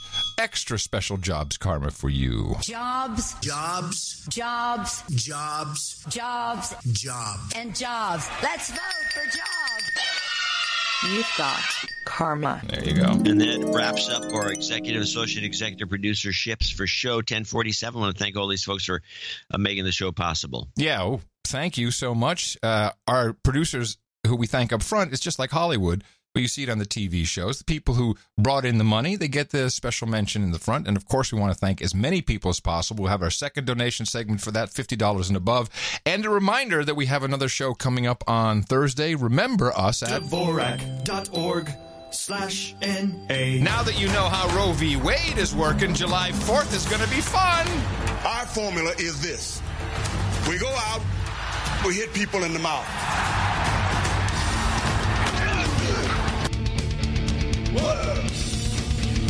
Order. Shut up, slave.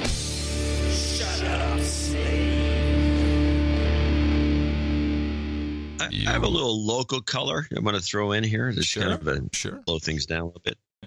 We're putting out in Highway 4, they're putting a shot spotter system. SSTI. Great stock to play. Yeah, actually, it's true. You mentioned it. That thing rocketed. It's got a long way to go. So this on the freeway. And this will be the first freeway, because, freeway shootings happen every so often. This is the system that hears a gunshot, reports it directly to the police, and then it flips on cameras, and they can listen in and check everything immediately. Yeah, well, this one goes a little further. It actually zooms in on the car they think the shot's coming from. It moves the cameras around in the direction of the shots. This is Shot Spotter Plus. And gets a license. It can read licenses. Mm-hmm. So let's listen to a couple of these, because there's an Ask Adam in here. Let's hear the little backgrounder on Shot Spotter 1. Suspects involved in freeway shootings. NBC Bay Area's Christy Smith joins us live along Highway 4 with how it works and what people need to know. Christy. Well, the CHP is telling us that testing should be underway out here by about 11 o'clock tonight, and that could mean closures, brief delays for drivers. But they believe this is a key part in reducing freeway shootings. We'll probably only have you stopped for a minute or two and then open up the freeways right after. They're going to be shooting left and right. So now I have an Ask Adam. There's a piece of information here I'm going to ask you at the end of this part 2. Oops, there we go. It's going to be a combination of live fire and blank ammunition for the different acoustics for the calibration of the shot spotter sensors. So this is the first shot spotter installation and testing on state freeways. The testing is a key part of a freeway security network to help officers try and pinpoint the time and location of shootings. The CHP says since 2015. Okay, you did kind of step on the clip, so I don't know if I missed some pertinent information. It says since here's the question. Since 2015, there have been how many freeway shootings? I believe this is in Northern California, but we'll just put all of California. I think in Northern California. In all of Northern California since when? All the freeways, freeway shootings, freeway shootings only. Freeway shootings? Yeah. How about 10? Okay, play it. The CHP says since 2015, there have been 136 freeway shootings in the Bay Area. Yeah, that's a lot, I guess. In the Bay Area, 136 freeway shootings in one of the areas of the country where housing is the most expensive in the world. We're doomed. Yeah, 136. I like the 10, though. That's the logical thing you'd think. Who knew there's 136 shootings? They should have put this system up years ago. Wow. Well, again, consider moving. You guys in Texas have got nothing on us when it comes to shooting it up. Yeah, that's true. So Thursday was a show day, and of course we had the horrible shooting at the Capital Gazette in Maryland. I do have the latest summary wrap-up if you want to play that before you make your commentary. Yes. Which one is it? Newspaper Massacre. Could you announce that again? Newspaper Massacre. Tonight, the chilling oath revealed in court documents showing a years-long grudge against the Capital Gazette by the man who allegedly opened fire into its newsroom, killing 5. Jared Ramos writing in 2014 that he has sworn a legal oath that he would like to kill one of the paper's writers, and he still would. That writer, 3 years earlier, penning this article, Jared wants to be your friend, detailing the chilling online encounters between Ramos and a high school classmate. That classmate, according to her attorney, leaving the state in fear. Ramos pled guilty to harassment. He befriended her on Facebook, and he would use all the information that he gathered from her to attack her. He would tell her to do things like hang herself. Ramos upset at the article, lashing out on Twitter in this tweet, writing that he wished 2 of the paper's editors would cease breathing. We had actually contacted the police. Police interviewed Ramos, but claim employees at the paper did not want to press charges because it might inflame the situation. An officer officer involved in the investigation, writing that he did not believe that Ramos was a threat. Now Ramos is behind bars, facing 5 counts of first-degree murder as hundreds took to the streets Friday to remember the 5 people killed in the shooting Thursday. And Tom, tonight investigators hope that the suspect will cooperate with them so that they can start piecing together what allegedly turned online threats into a newsroom massacre. Newsroom massacre. And what I like about it is he says to the cops, "I've sworn a legal oath to kill these people." What is he talking about? Well, oops. I did some research on that. I pulled up these court cases, and I think there's some reporting that is being omitted from the convo. But first, we need a couple of other details. It's always annoying when you hear this report just after a mass killing. The final thing that everybody's really talking about here is the police response. It has just been incredible. The Anne Arundel County Police had been training for an active shooter situation just 1 week ago. They had a drill to prepare for a situation just like this, and they were on the scene within 60 seconds. The governor and the mayor have said that they went in without hesitating. They exhibited tremendous courage, and without them, it is almost certain that there would have been several more lives lost, several more people injured, but just a very sad scene out here. And really, one of these days they'll actually do a drill when the active shooting takes place. It's always right after. Didn't they do that once already? No, it's always right after the drill. I thought it was once. I thought there was like a few years back. There was one that was right. They were doing the drill right nearby while the thing was taking place. Oh, yeah, I do recall. Remember that? Yeah, I'm not sure exactly which one it was. And then there was a lot of confusion. So, the response time was 90 seconds, then it was 60 seconds, and then they transported, and they were there immediately. Lots of things. And then this. The Chicago Police Department, in conjunction with the CTA, are adding 50 new high-tech cameras to CTA stops along the Red Line, both inside and outside of the stations, and on the trains themselves. Following stations will be... I'm sorry. This is a completely wrong clip. I'm so sorry. This is the one I meant to play. After 5 people were fatally shot, police closed in and found Ramos hiding under a desk. But for hours after arresting him, they had no idea who he was. He said almost nothing. So they used the state's facial recognition system to identify him, leading to a search of his apartment, where investigators say they found signs that he planned the attack well in advance. So the other clip, which I played out of order, was, this facial recognition is coming into play.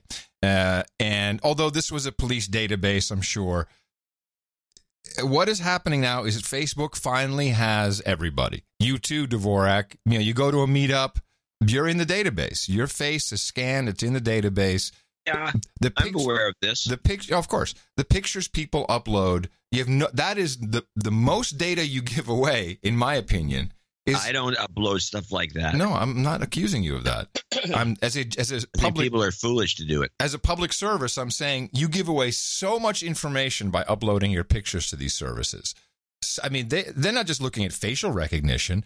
Does he have a dog? Where are you? Are you on vacation? Who else is in the picture? There's tons of information that is. If I was a professional criminal robbing people, oh man, this is it's a gold mine era. MSNBC did the best job, I think, right as this occurred, of blaming it on the president. I thought that was just, they did such a good job that I clipped it for us, and here we go. Clint, you and I talked a little earlier about whether or not. And this is all with the scenes of the cops there, and everything's unfolding, so they're kind of just voiceover, but here you go. This might be a targeted killing of journalists, and we don't have that information right now. What we do know is that the NYPD has deployed counterterrorism units to media organizations in New York. The president was asked about his past criticism of the media. He has said, by the way, the president of the United States has said the media is the enemy. No. I just got to stop it to remind us, he said fake news is the enemy of the people. Never said that Wolf Blitzer took this and said, "Oh, this is another example of a meme that's being perpetrated to get people to vote Democrat." Asked about the president's criticism now, just on his way back from Wisconsin, the president and his staff, Sarah Huckabee Sanders said, the president and his staff do not believe violence is acceptable in any situation, and we stand by that.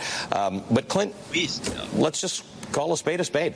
The press is under some pressure, and for the moment, you can't put out of your mind the fact that this was a shooting at a newspaper. Now, this is the situation that unfolds in this case.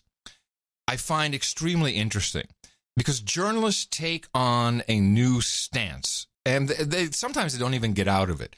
But this idea that they're being targeted, that they are the enemy of the people, and this is factually incorrect. They've completely made this up. Although I can see if you're not a good journalist and you just gloss over things, you may see fake news and read the media. But I think the president, in fact, says there are many good people in the media. Fake news is the enemy of the people. Yes. I got into a debate with my Lib-Joe Your buddies. Lib-Joes, oh boy, okay. And one of them goes on and says, I calmed him down, even though if you just listen to the show. What was he upset about? He was upset about this shooting, saying that this is targeting journalists. It's pretty much what the MSNBC people said. We've got to make a big fuss about this. Uh-huh. And I said, no, that's just the opposite. Making a big fuss about school shootings has resulted in what? More school shootings. This is just one of these things. It's almost like a fad amongst the clinically insane. Mm-hmm. You start. It's the same as remember the postal workers some years back when they're going postal was a big deal, became a meme, and they would get more and more of these shootings until they stopped covering it. Yeah. I said, unless you want to get a bunch of journalists killed, I just shut up about it. You'll hear this Ali Vesher, I think his name is. You'll hear him say something so bizarre because he can't get it out of his mind that he actually wants this to be. He wants this to be a targeted shooting against journalists and the media in general. You'll hear him say it. Can't put out of your mind the fact that this was a shooting at a newspaper. I don't know what I wish it to be. I don't want it to be a domestic situation. I don't want it to be somebody with a grudge against their boss. But we cannot discount the idea that there may be a targeting. Now, if he says, I don't want it to be a domestic situation. Wow, that is a great catch. You know, I mean, I think I know what he's saying. I don't want it to be anything but what it is, which is a shooting of a journalist. Yes, you could interpret it a different way. I don't want it to be what it is. I want it to be this. I want it to be yeah. I mean, ridiculous. Is that the truth that just wanted to come out, or am I just hearing this? The truth wanted to come out is sick. Is it possible that I'm just in the wrong dimension and I hear it a different way? That people clearly he's talking about, it could be anything. He doesn't want it to be anybody to be hurt, but that's not really what he said. I don't want it to be a domestic situation. I don't want it to be somebody with a grudge against their boss. But we cannot discount the idea that there may be a targeting of journalists. Yeah, you know.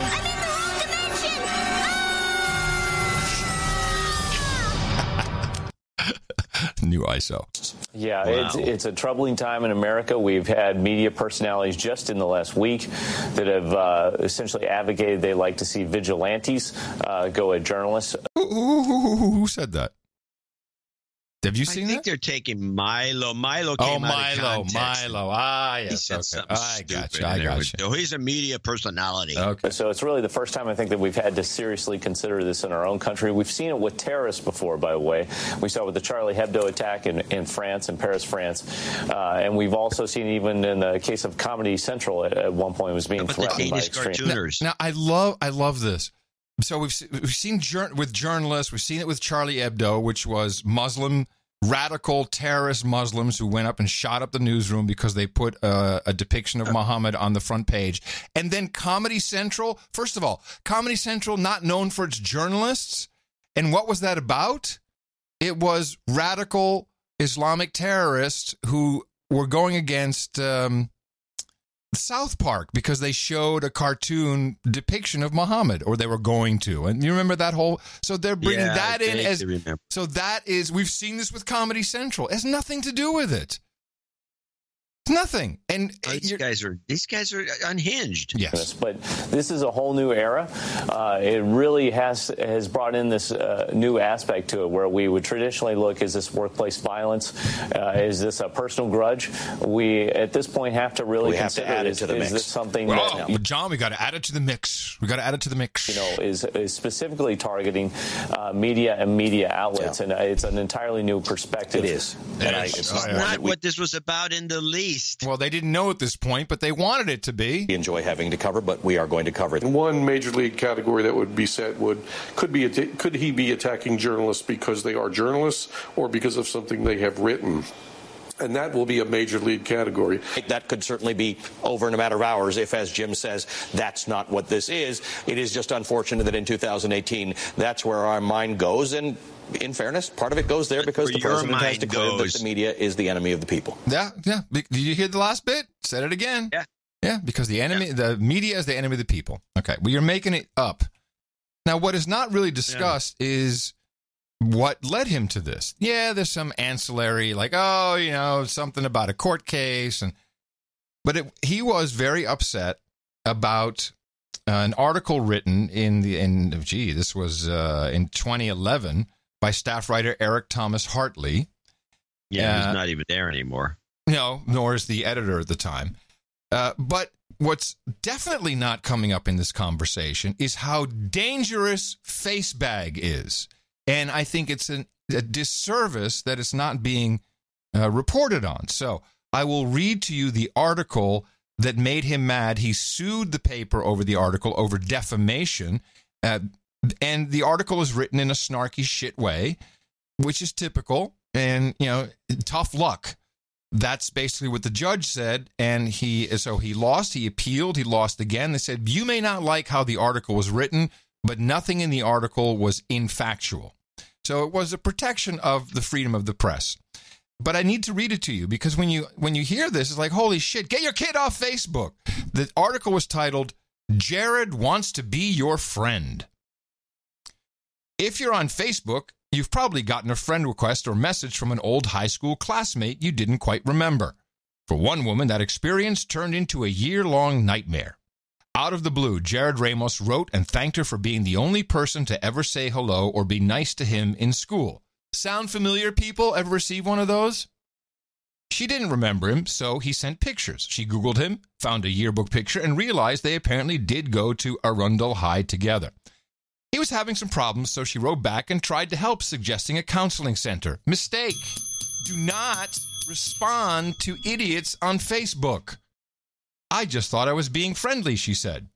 That sparked months of messages in which Ramos alternatively asked for help, called her vulgar names, and told her to kill herself. He emailed her company and tried to get her fired. She stopped writing back and told him to stop, but he continued. When she blocked him from seeing her Facebook page, he found things she wrote on other people's pages and taunted her with it, attaching screenshots of the postings to some of his emails. You're not safe on Facebook. She called police, and for months he stopped, but then he started again, nastier than ever. All this without having seen her in person since high school. They never met until they came to court a couple of months ago. Now, it goes on, but this whole drama played out over Facebook.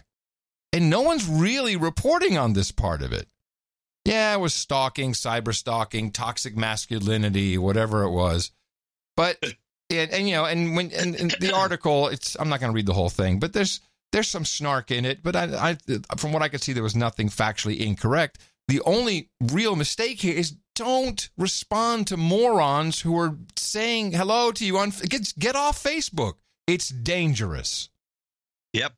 And I think someone in the media should say, hey, this is what happened, and lots of people got lucky, a lot of people didn't get lucky, and don't engage with people and get off Facebook and Twitter and Instagram and Snapchat. Journalists are on Facebook. Yeah. And the ones who aren't on Facebook are technologically backward, and they don't know anything about anything, and so they can't comment on it. Yeah. You're the only guy, well, me, but I have a different approach to this. You're one of the few people that can actually make what you just did with that little editorial thing you just did right there, that little that discussion. Mm-hmm. You're like one of two people that can do that. And why can we do that? Well, because we're funded by the yes, exactly. Not by exactly, but not by advertisers. Yes, or by Facebook, or by tech companies. Now, or by mattress firms, or by underwear companies, or shavers. Oh, you want to hear a horrible face bag story? Just sure. All right. So my hairdresser, who cuts my hair, I see her yesterday, and she says, "Oh my God, this was a horrible thing that happened to me." Now she moved in with her boyfriend about a year ago. You know, she's 40, he's 40. Yeah, they've had relationships, etc., with other people. Now they're together, and they're very happy, and they're really making it work. And it's a good vibe. And I know because she's been cutting my hair for years, and so we talk about stuff, and so I know how she's doing. And there was a friend of hers, a male friend, in from San Francisco, and so she went out to dinner with him downtown in the city, and her boyfriend didn't go along, but he knew, he was going out and he was staying at the JW Marriott. So she gets an Uber, and she says she hugs him goodbye on the corner of Colorado and 4th. And she gets in the car. The Uber driver, young woman in her mid-20s, drives her home, and she's home. And then about 10 minutes later, the Uber comes roaring back up. The woman, is like honking a horn. The boyfriend goes out to see what's the matter. She hands him a note, and it says, your girlfriend's cheating on you because I just saw her making out with this guy before she got into my car. What? Yeah. Which, and just think about it. What are you going to say? How's this a Facebook story? It sounds like an Uber horror story. Why did I bring Facebook into it? I maybe just equate Facebook and Uber with the same thing for some reason. That's weird. That was weird. I'm sorry. I don't know why I did that. It was a good story, but it was in the wrong place. It was a good story, but you kind of blew it up by calling it a Facebook horror story. That is because I equate them as the same Silicon Valley evil, I guess. Jeez, I'm sorry. That was a brain fart. Cross circuit to be. All right, then back to the. Well, okay, let's start over. But let's say, what happened was. So the Uber driver busted. How is the Uber driver even aware that she has a boyfriend? Yeah, maybe he met her when she got home or something. But it's like, what is going on? Why would somebody do that? Yeah, and now, of course that caused strife in the relationship. That's not true. Well, the Uber driver just said it. Maybe the Uber driver was a lesbian who was hitting on her. The Uber driver definitely had some issue, but it's just like, it's crazy. It's crazy. Stop using Facebook. Stop using Uber. Stop using all this crazy, stupid shit. Jim Acosta really did a great little bit, and the video is in the show notes. Now we're back to the Journo killing. This is a really cool piece of video because it shows him at the very back of, Trump was doing some talking up there on stage, and he's way in the back, and he's with his camera crew. He gets the camera crew to turn the light on so he's well lit for this little thing he does here. Mr. President, will you stop calling us the enemy of the people, sir? Will you stop calling the press the enemy of the people, sir? Mr. President, will you stop calling the press the enemy of the people, sir? All right, then he turns around, he goes to his crew, he says, okay, we're done, turn the light off. It was completely staged drama for him to look like he's speaking truth to power or some bull crap like that. It's ridiculous. Yeah, that's why it's fake news. Exactly. As a good example, that is fake news. And that kind of stuff is the enemy of the people. I think, in that regard, sure, because it's trying to buffalo the public. Very, very disturbing. And Acosta's probably the worst guy. I mean, he's been pointed out a million times, but CNN loves the guy. Yeah, he's a douche. Part of the Okay, let's go. I'm calling it a new name, the Humpty Dumpty media. They fell off the wall, 1,000 pieces, couldn't put themselves back together again. They're just done. So Trump's going to do here. I've got an example. This is the CBS. This is where I actually have the memes that this is the woman. I made a mistake with the clip, the earlier one. This is the woman who's the college professor who's spooky in a number of ways, and she comes on CBS online. She didn't get on the real show, I don't think. And she drops these meme bombs all over the place. Well, she's a big expert on Russia and the summit coming up. So there's a summit. Trump wants to meet with Putin. Right. So here's a summit summary, CBS slanted one. Vladimir Putin for a summit in Finland a little more than 2 weeks from now. Some say the meeting holds the promise for better relations between the two nations. Others fear that Mr. Trump may embolden Putin and could drive a wedge between the U.S. and its European allies. Here to discuss the summit is Kimberly Martin, professor of political science at Barnard College, Columbia University. Kimberly, good morning. Good morning. Thank you for having me back. Thanks for coming back. So in this meeting between the two, Trump or Putin, does one of them hold the advantage here in diplomatic relations? No question Putin does, because he's a very clever man. Cleverness and trying to get advantage over your opponent is something that's really valued in Russian political culture.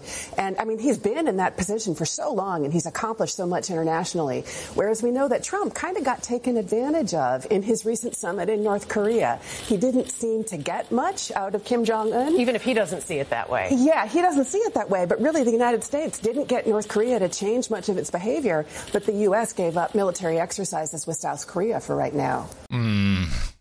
Okay, let's go over this. Yeah, please. So here she is with her, he got suckered because Trump's a dummy. This is Trump's a dummy thing. And so he didn't get much with North Korea. He had a meeting, which is getting a lot since no one else has been able to do this. He calmed the tensions, and Kim Jong-un, according to this woman, is just doing what he's doing. He hasn't dropped another bomb, hasn't sent off another missile. He was doing it monthly before. He immediately before the meeting, he turned over the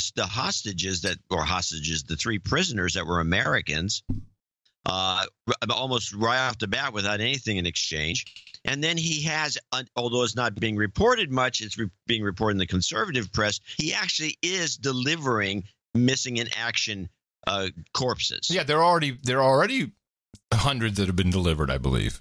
Yes, hundreds. But meanwhile, Trump stopped the military exercises. So by this woman's standards, which I say would also be the military-industrial complex standards, Trump got nothing. He got nothing. Right. And Kim Jong-un got everything because Trump stopped the military exercises, which, as far as I'm concerned, a waste of the taxpayers' money to begin with.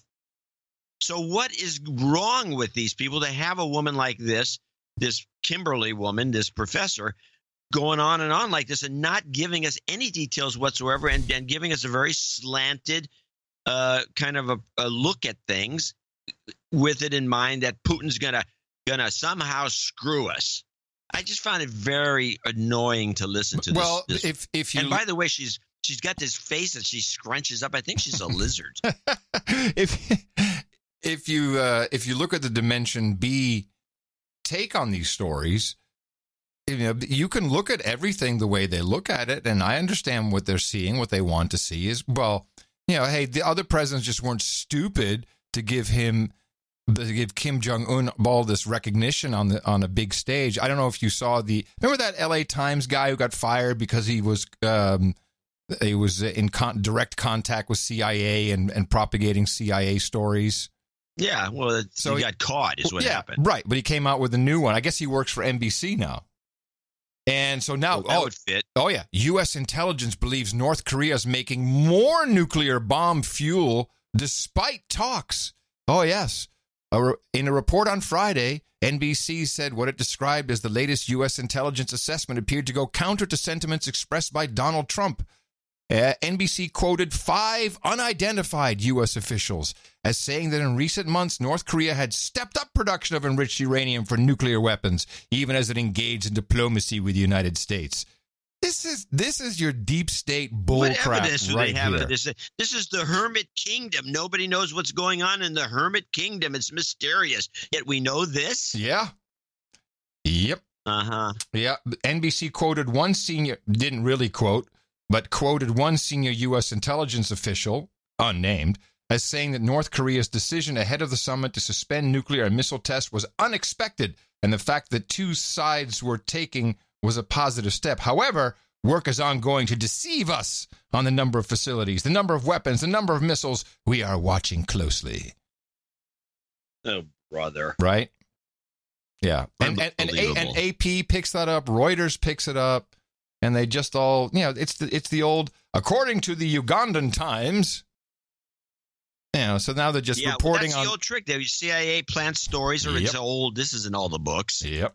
All the books. Yep. Talking about the ideas. You plant a story with some, sympathetic, some stooge that works for you. Yep. You plant a story in the Ugandan Times. Yep. They print it. You pick it up and use that as the source. Or somehow this is legit. Or you send it off to Rach, and she's there with the Kormeister. Joining us once again here live in studio, Senator Cory Booker of New Jersey. Senator, I wanted to ask you to stay over, in part because of your role on the Foreign Relations. They're having a sleepover. Committee. Just to get your response to this kind of shocking new report that's just broken from NBC News. I'll read you the lead.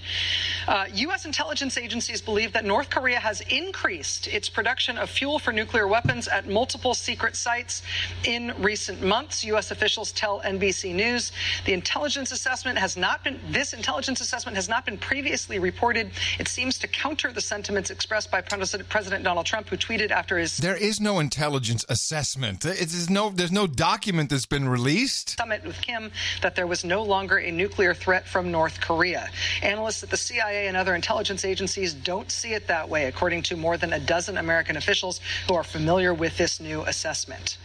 What's your reaction? There's no assessment to that. Well, before we even get to this stunning revelation, it was already stunning to me. If this was a movie plot and I was sitting in a film, watching a film about American foreign policy, I would whisper to somebody, this can't happen in real life. That a president would engage with a totalitarian dictator who's murdered and slaughtered his people, call him honorable, suspend our operations, give them propaganda fuel by saying that our joint exercises are provocative. It's basically giving into their propaganda, not that this is about defending our allies, defending South Korea. There were so many gives in this, and what did we get? Things we already had. A commitment to denuclearization, no timeline, no verification protocols.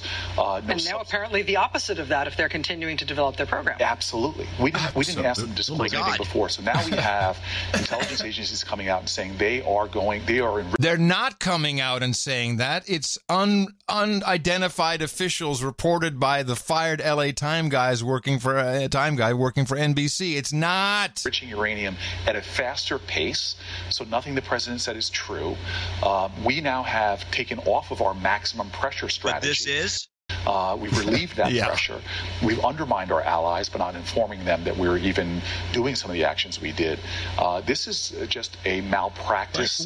Commander-in-chief malpractice, plain and simple, and allowing this leader to continue to get over on the United States in ways that wasn't even happening under previous administrations. Oh, God. Okay, fine. So you see, we want peace. I mean, for God's sake, what is wrong with these people? They want war.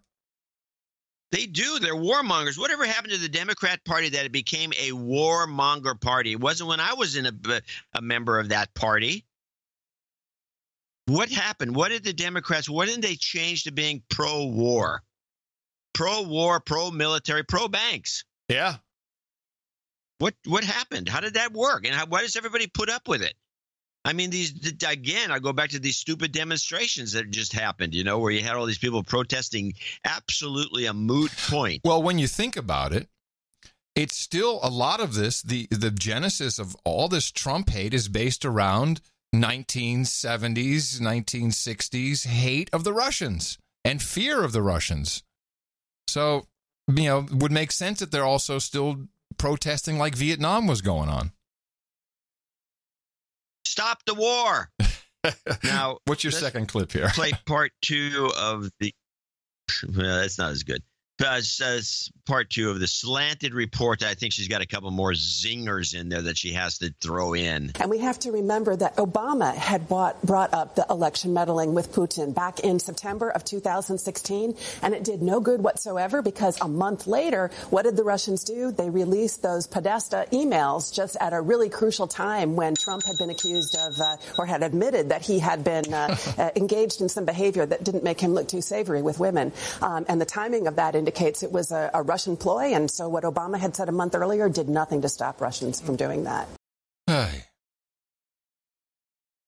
So the Russians released the Podesta emails. Yeah. When was this? The Russians did it. I would like to know when this was. If I was being interviewing this woman, I'd say, when exactly did the Russians release the Podesta emails, and what method? I mean, where? I never saw any Russian releasing anything. No, the Guccifer 2.0, who was Romanian, and that was Guccifer was the Russians. Okay, yeah, that's new. Well, she should have. You could have said, well, Guccifer released, and he is believed to be, a front for the Russians, but it's the Russians. I mean, you didn't see it in the Russian. This is unbelievable to me that they can't tell the truth. And of course, this is that old Dutch saying, they call Trump a liar because they're the liars. Yep. And because what's that saying again? Wat je zegt met jezelf met je kop door de helft. What you say of others, you are yourself. Because of our value network system that we deploy and employ on this show, we have producers who around the globe who listen to all kinds of stuff, and more than we could ever do, more than any news desk could do, quite honestly, is because of the vast, just how big it is. And Michael Zulu, I'll call him, he's been supplying me with good stuff, and he caught something on the John Batchelor show with our buddy Professor Stephen Cohen, who we feel is really a Russian expert. He's the guy that really knows stuff.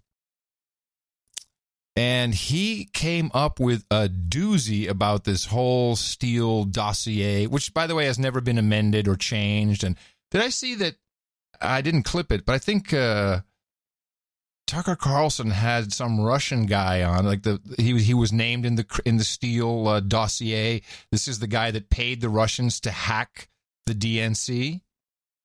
And so the guy's on with his lawyer, and they're chatting a little bit. He's like, "Of course I didn't do anything." And oh, by the way, not a single person has contacted me about the Steele dossier. Not law enforcement, not the Mueller investigation. What? The guy mentioned as paying for the hacking of the DNC server and arranging that. Is named in the dossier, yet the Mueller team has not spoken with him. That's kind of fascinating. Weird. So here's Cohen, and I think he's discovered something very important. In December 2017, if people want to look it up, it was December 15th, the Washington Post published an enormous story. It ran halfway through the front section on how Obama treated the reports he was getting. Of course, he knew all about them, but the reports he was getting that the Russians had intervened to help Trump.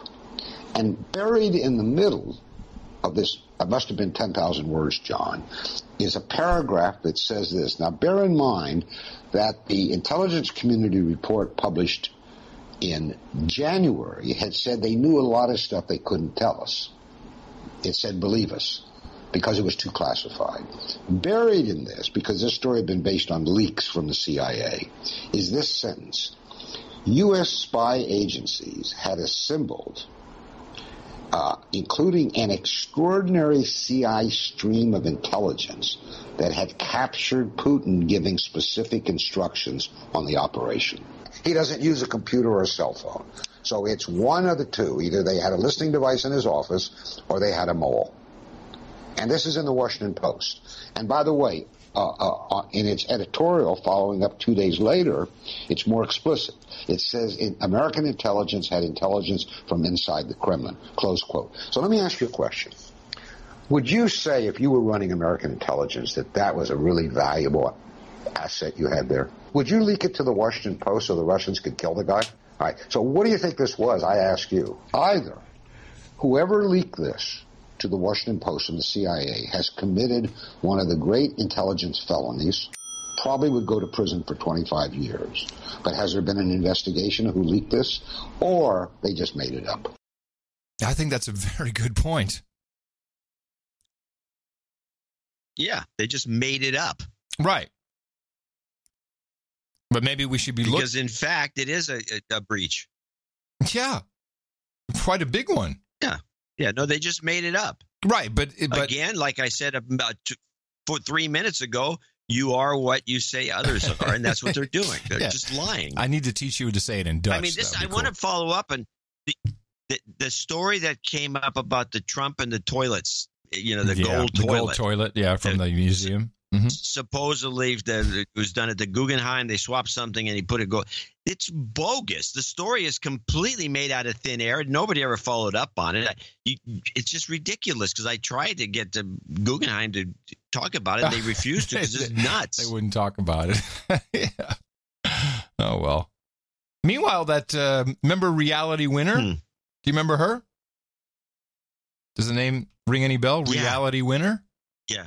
Yeah, this was. You can't forget her name. I can't forget what it was about. But, she was busted for leaking confidential documents to the. Well, here's the story. Former Air Force linguist and NSA contractor Reality Winner pleaded guilty Tuesday to charges of leaking classified information. Winner entered her plea in Augusta, Georgia's federal district court as a part of an agreement with prosecutors for a 63-month prison sentence. Wow. She is now 26 and has been behind bars for the past year after mailing top-secret documents to an online media source in 2017. I hope that people don't judge her by this one action, by this one mistake. Billy Winter Davis sat quietly in the courtroom while her daughter entered her plea. She spoke out moments after the hearing. It hurts to know that she's going to be serving a 5-year prison sentence. It hurts. But at least now we know. At least now we know we can move forward. We can start serving that time. We can start serving that sentence. Winner's decision to plead guilty to the felony count is seen as a win for the Trump administration in its rigorous pursuit of leakers. No date has yet been set for the sentencing hearing. That's so sad. This young girl just got wrapped up in the insanity. 5 years in the brink. Yeah, and no one coming to her defense. No, nobody even brings it up. I forgot all about it until you mentioned it. Yeah, well, it's one of those things.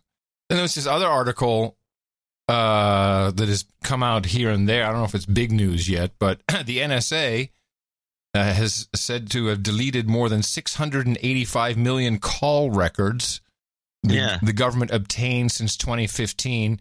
I'll just say it. There was some kind of glitch, or as they call it, technical irregularities in some data received from telecommunication service providers. It also said the irregularities resulted in the NSA obtaining some call details it was not authorized to receive. But we didn't get any content, they say, right after that. So they're purging. We're purging. That's worrisome. Yeah, I wonder. This story, I saw it. I didn't want to comment. I didn't have But here's the thing. They're saying you delete. Don't you just save a copy, put it in cold storage? You know, you really think that the data gets deleted? And what is the point? I mean, it must. What is the point? They didn't have to say anything. They could have gone, "Oh crap, that's no good." They delete could it. have said nothing. I think it was corrupted. That's what, and it was deleted. Oh, it was deleted. You've run into this situation. You got a bunch of corrupted data, and oh my God, this hard disk is no good. Right. So maybe what happened? The database got corrupted, and of course they didn't have a backup. I don't know. None of it sounds right.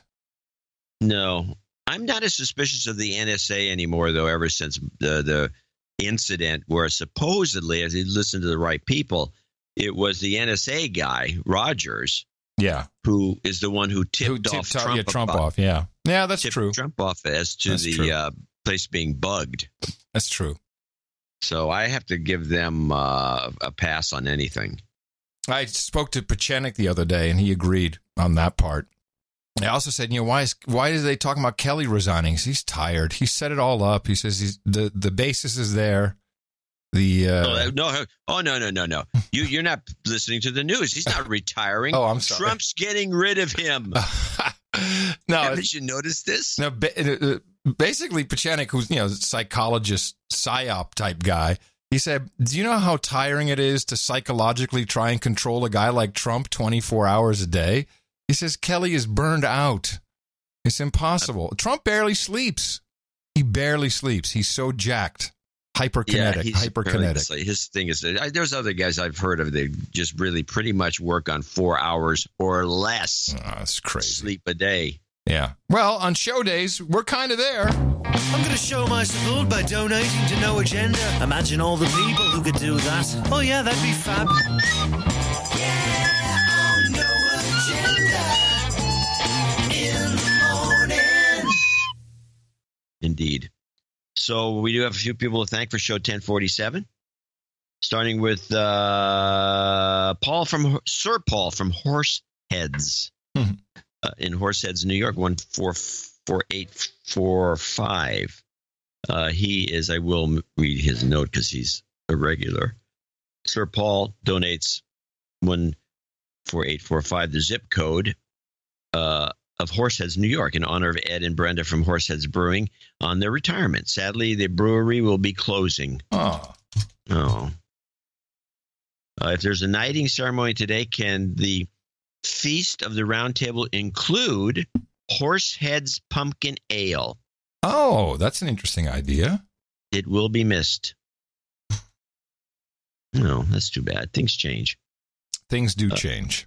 But I'll put it on. They never change for the better. Yes. I'll put it on the list. Hold on a second. What is it? Horseheads Ale? Horseheads Pumpkin Ale. Okay. I got it. I poured it already. Nice head. Sir Jimmy Goots. No, I'm not saying the joke. Sir Jimmy Goots of the Hollow Books in Summerfield, North Carolina. Yeah. Now let me just talk about Sir Jimmy for a moment. We've known Sir Jimmy on this show for what? 6, 7 years. 7, 8 years, I'd say. Yeah. And both of us have multiple copies of his fantastic product, Hollow Books, where he has this process where he takes a real book, hollows it out, and then, but the way he glues the pages, it looks so authentic and it's sturdy, and you can put anything you want in there. It's a great product. He even sent us the ones that hold a small gun. Yeah, yes, and even a bigger gun, actually. Yeah.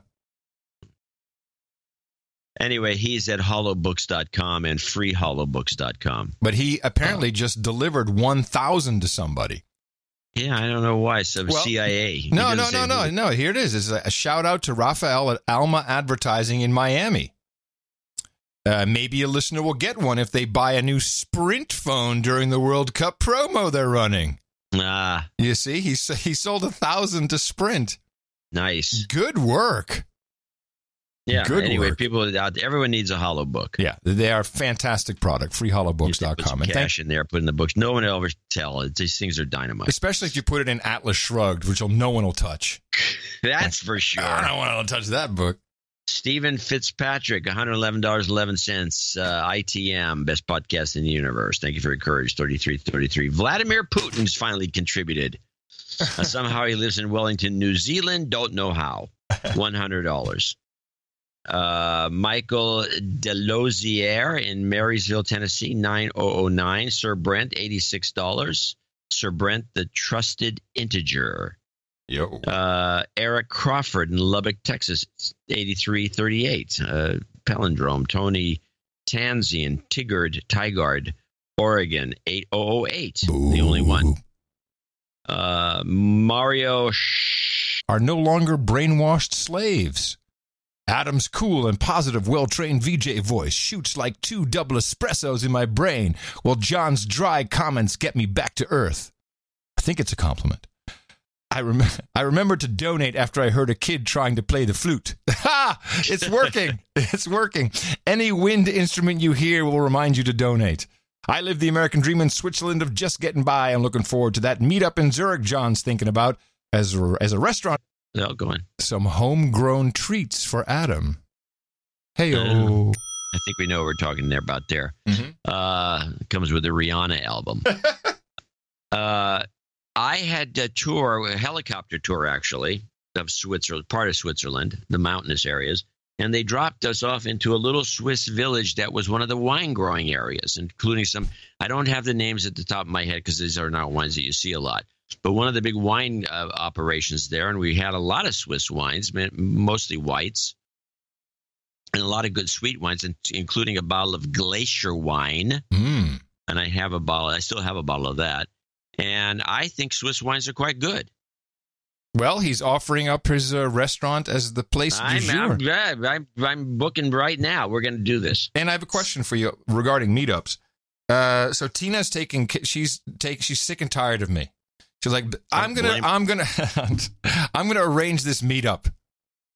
So what meetup? The Austin, Texas meetup. Oh, okay. In August. Here's my question. We should do this probably on a Saturday, don't you think? Because I have a feeling Texas is big. A lot of people. Friday is the day that everyone wants to do it in Washington. Really? Because I think that I would think they're still at work. They're not. People don't want to. There are a lot of people coming in a long ways from meetups into a town where they work, and they can do Friday night, but then they have to go home. They don't want to come all the way back into town on a Saturday. That's the problem with the West Coast. Okay. Well, I think here people would want to come from all over Texas, which can take you a day. As well as Oklahoma, Arkansas, who knows? Okay, we'll talk about this later. Okay. Austin Wilson's in Sammamish, Washington, 7418. Now, these are the people that are celebrating the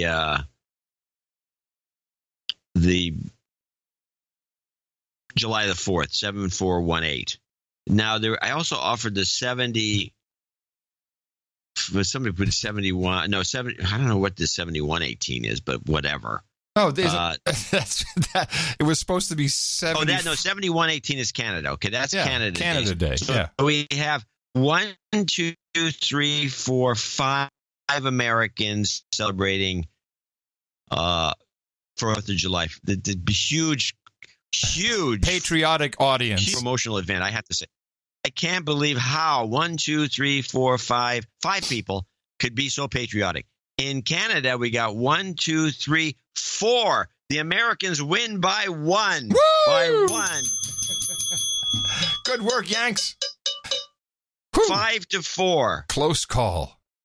Yeah, 5-4. Okay, well, let me read off the names of the Americans who wished the country a happy birthday on July 4th coming up. Austin Wilson in Sammamish, Washington. Sir Charles Walters in Schaumburg, Illinois. And he's got to call it. He's been a douchebag for some. What does he say here? He's been a douchebag. I like a douchebag call. He wants a douchebag call out for himself and then a de-douching. You've been de-douched. Well, it's Sir Charles. How can he be a douchebag producer? He's a sir, so he's got that. It's kind of inappropriate use of the douchebag, but he's a knight. So what are you going to do? No self-douchebagging anymore. That was it. That's it. Self-douchebaggery is off the table.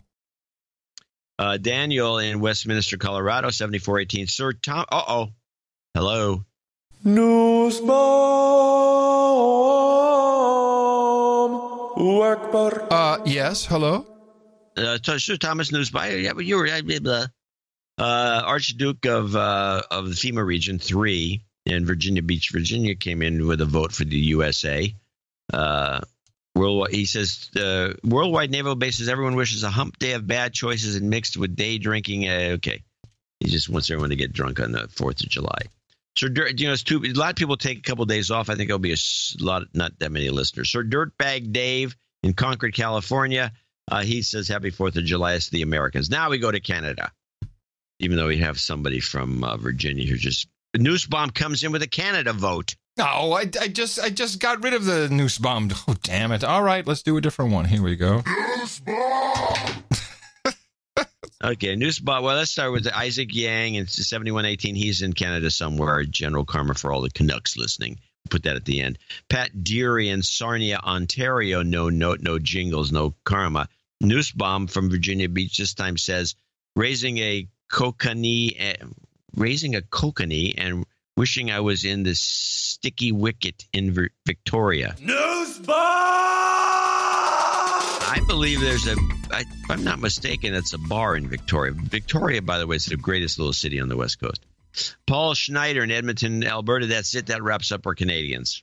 Thank you very much, Canadians. for this great support we get when we do these promotions. Robert Hart, something I guess is just a mess on the screen because of Unicode. But his last name is Ruben Hansen with some Norwegian stuff in the middle. From Norway, 6969. Sir Gott Nate and Sebastopol, 6969. Robert Bruckner, 5555. April Bierig in Amboy, Minnesota. And she actually sent a note in, which I do feel I should read. All right. And of course, I misplaced it immediately before we got to the segment. Where's my clip list? I don't know. Oh, I know where it is. There it is. It's down here. In charge of that? No, I was reading the Clint Watts thing. So she sent a card. She always sends a card with a Tweety bird on it. And her name's April, so I'm guessing she likes Tweety birds. She says, thank you. You two make living a little bit easier with every show. Wow. Thank you. That's why I get up in the morning and to hear that. And she's going to be a Dame Triple Deuce eventually. She's so it's a card, nice little card. I thought that was a cute note.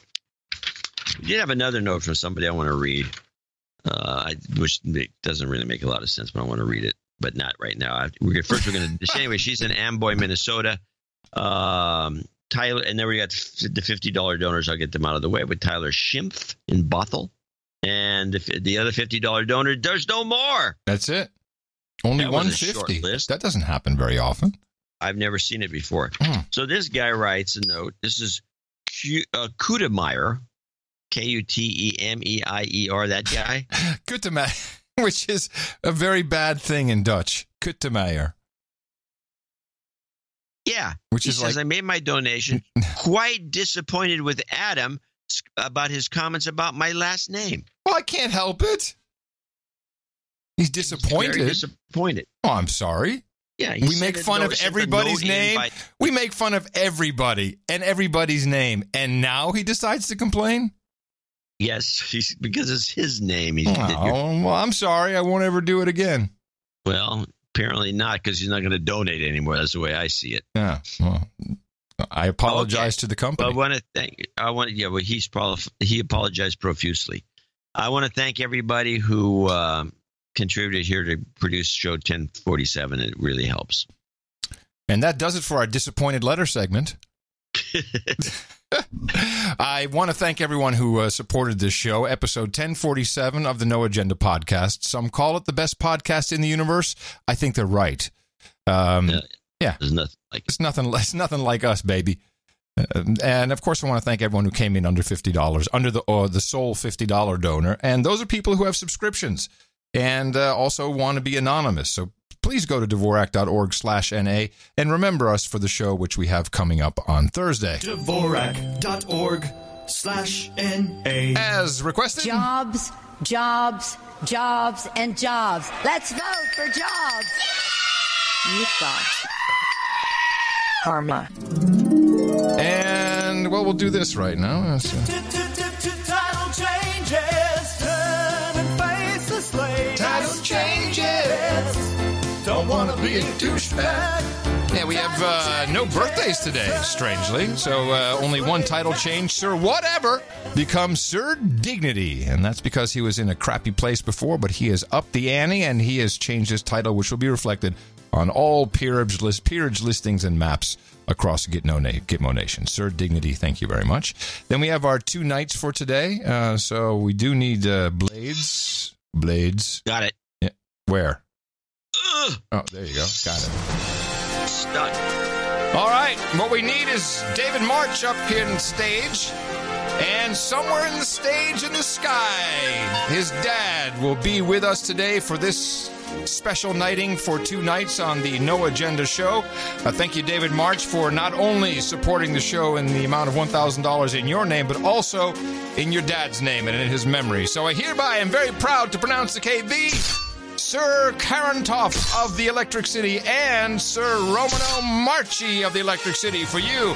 We've got Horsehead Pumpkin Ale, Parliaments and Pale Ale, Waifus and Waffles, Pog and Poi, Rabbit Meat and Goat Milk, Ginger Ale and Gerbils, Bong Hits and Bourbon, and, of course, Mutton and Mead. And there's 2 rings, so if you want, we'll be happy to send off a second ring for your dad, although he won't be wearing it in the physical world, but I think it'd be appropriate to have that. So go to noagendanation.com/rings. Eric the Shill will set you up and get that off to you. And thank you for supporting the show. Thank you, everybody else.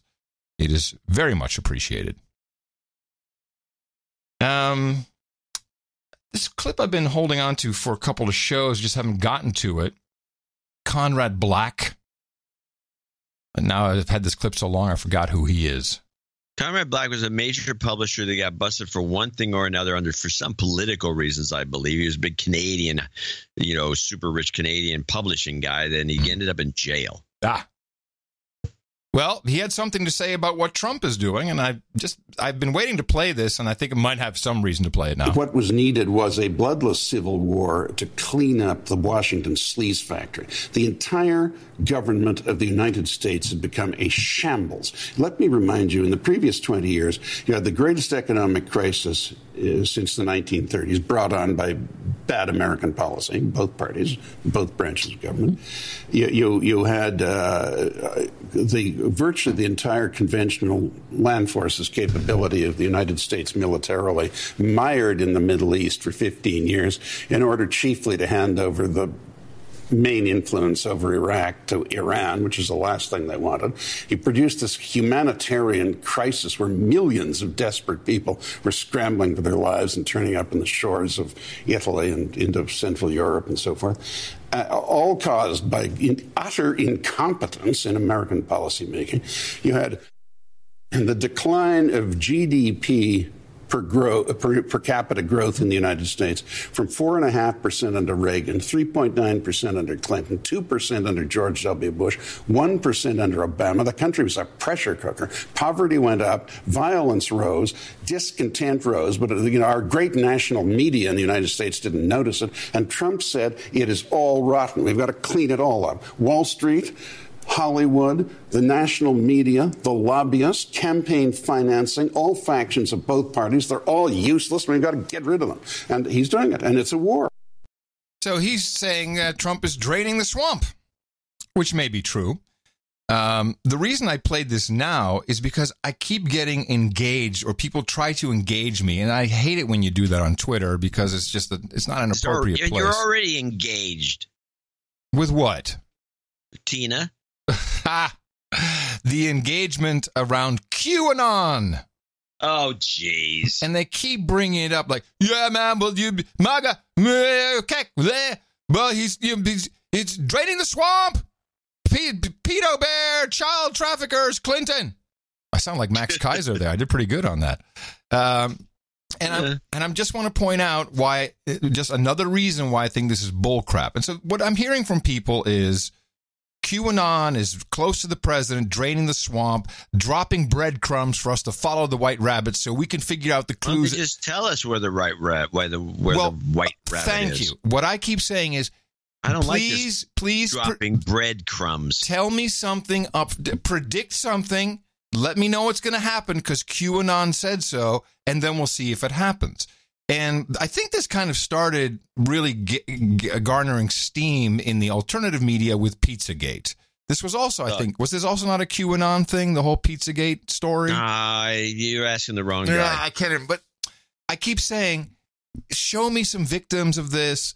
And here's why I think it's bullcrap. If QAnon was real, then Q would have dropped some breadcrumbs regarding Operation Broken Heart, which you didn't even hear of, which no one spoke about, which not a single QAnon follower, aggregator, 4chan, hussy-wussy put anything about.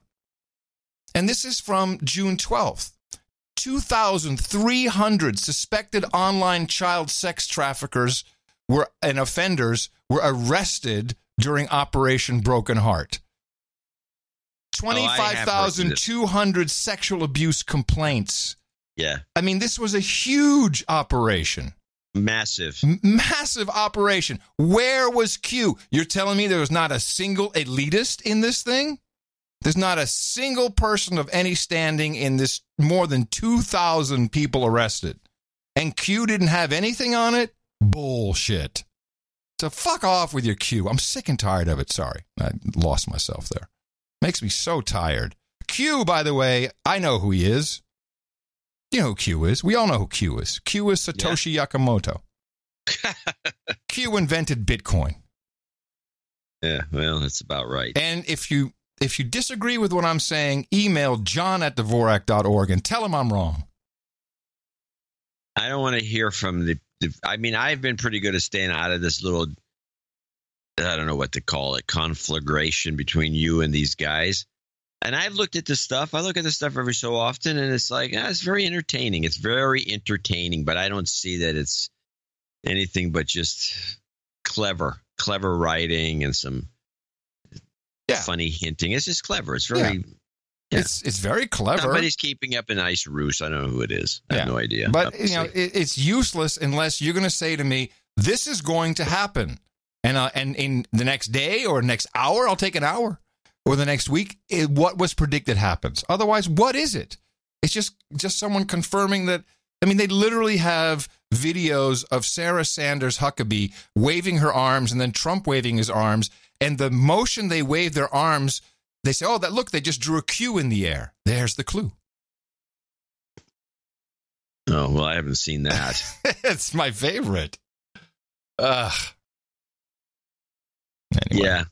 Yeah, well, that's nuts. That's dimension C. It's something. I don't know what it is. So I got a couple of clips of rap here. Mm-hmm. I've been trying to get these out of the way. We can go with them. I just thought it was interesting because we have a China buyout situation that's getting a little out of control. You know, Chinese keep buying and buying and buying. And I want to play this. This is the clip that triggers the next two clips. I got 3 clips. This is China buyout. This is the business report that shows up on PBS. Investors who are worried about a trade war got some good news today. The White House announcing that it will use its current tools with some enhancements that have bipartisan support in Congress to restrict Chinese investments that they think threaten national security. This legislation amplifies the mandate of an organization called CFIUS, which stands for the Committee on Foreign Investments in the United States. Up until now, CFIUS was narrowly focused on foreign buyers of U.S. companies with a focus on protecting U.S. technology. In the past, CFIUS has rejected several tech deals, including Broadcom's attempt to purchase U.S. semiconductor maker Qualcomm and a bid for Lattice Semiconductor from a group of Chinese investors. Now, among other things, the administration can also look at joint ventures, both here in the United States and overseas. The Treasury Secretary is always the head of CFIUS, and today he said China will be singled out simply because the U.S. has a very large trade deficit with that country. There's wide bipartisan support for this legislation. Just yesterday, the House voted 400-2 in its favor. I'd like to know who the 2 were. I haven't looked it up. Yeah. But this is Broadcom was one of these companies that was bought by the Chinese. The Chinese have never had to really do a lot of industrial espionage when they can just buy the company. Right. Done. And then you have all the intellectual property, all the patents and all the stuff that really should be protected and should be part of this. I think this is a red herring. I keep hearing this, the stealing intellectual property. No, this is not a red herring. It's been going on for years. That's why I want to skip to Maria Bartoloma, and who's discussing this with an expert. Do you mean Bartiromo, or is it? Yeah, Bartolomo. The money honey. I did a lot of work at CNBC and never pronounced her name right. That's probably the reason why. Yeah. So let's play. This is the Chinese breakdown. China 1. Property rights, because basically China has been stealing our intellectual property for decades. Yes. And it doesn't really matter if they buy more agricultural products or energy. That doesn't solve the biggest issue of them all, which is the fact that China is stealing our technology. Yes. How do you stop that? They won't even admit that they're doing it. No, and you mentioned earlier when we were speaking about when you go to China or you go to Russia, you don't bring your own phones, you don't bring your own computers for fear that there would be invasion in privacy. Right. As soon as you get into their airspace, they have access to everything, and they use it. Yeah. Whoa. Imagine, it must be that 9/11 airspace where you can make phone calls from 10,000 feet. Huh? That's a bit hysterical, but the second part of this thing really brings the problem to the fore.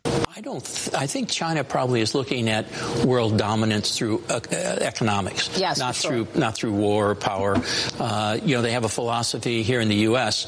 When I had like over 40 portfolio companies with a private equity group, they would buy in, buy up, and then buy out. So they recognize they may not have the management talent or the expertise, so they buy a piece, they buy up, and then they eventually buy out to be able to plant a flag here in the U.S. And if you look at some of the recent dispositions, and there are a lot of dispositions coming out, a lot of carve-outs. If you look at GE, for example, sold their appliance business to China.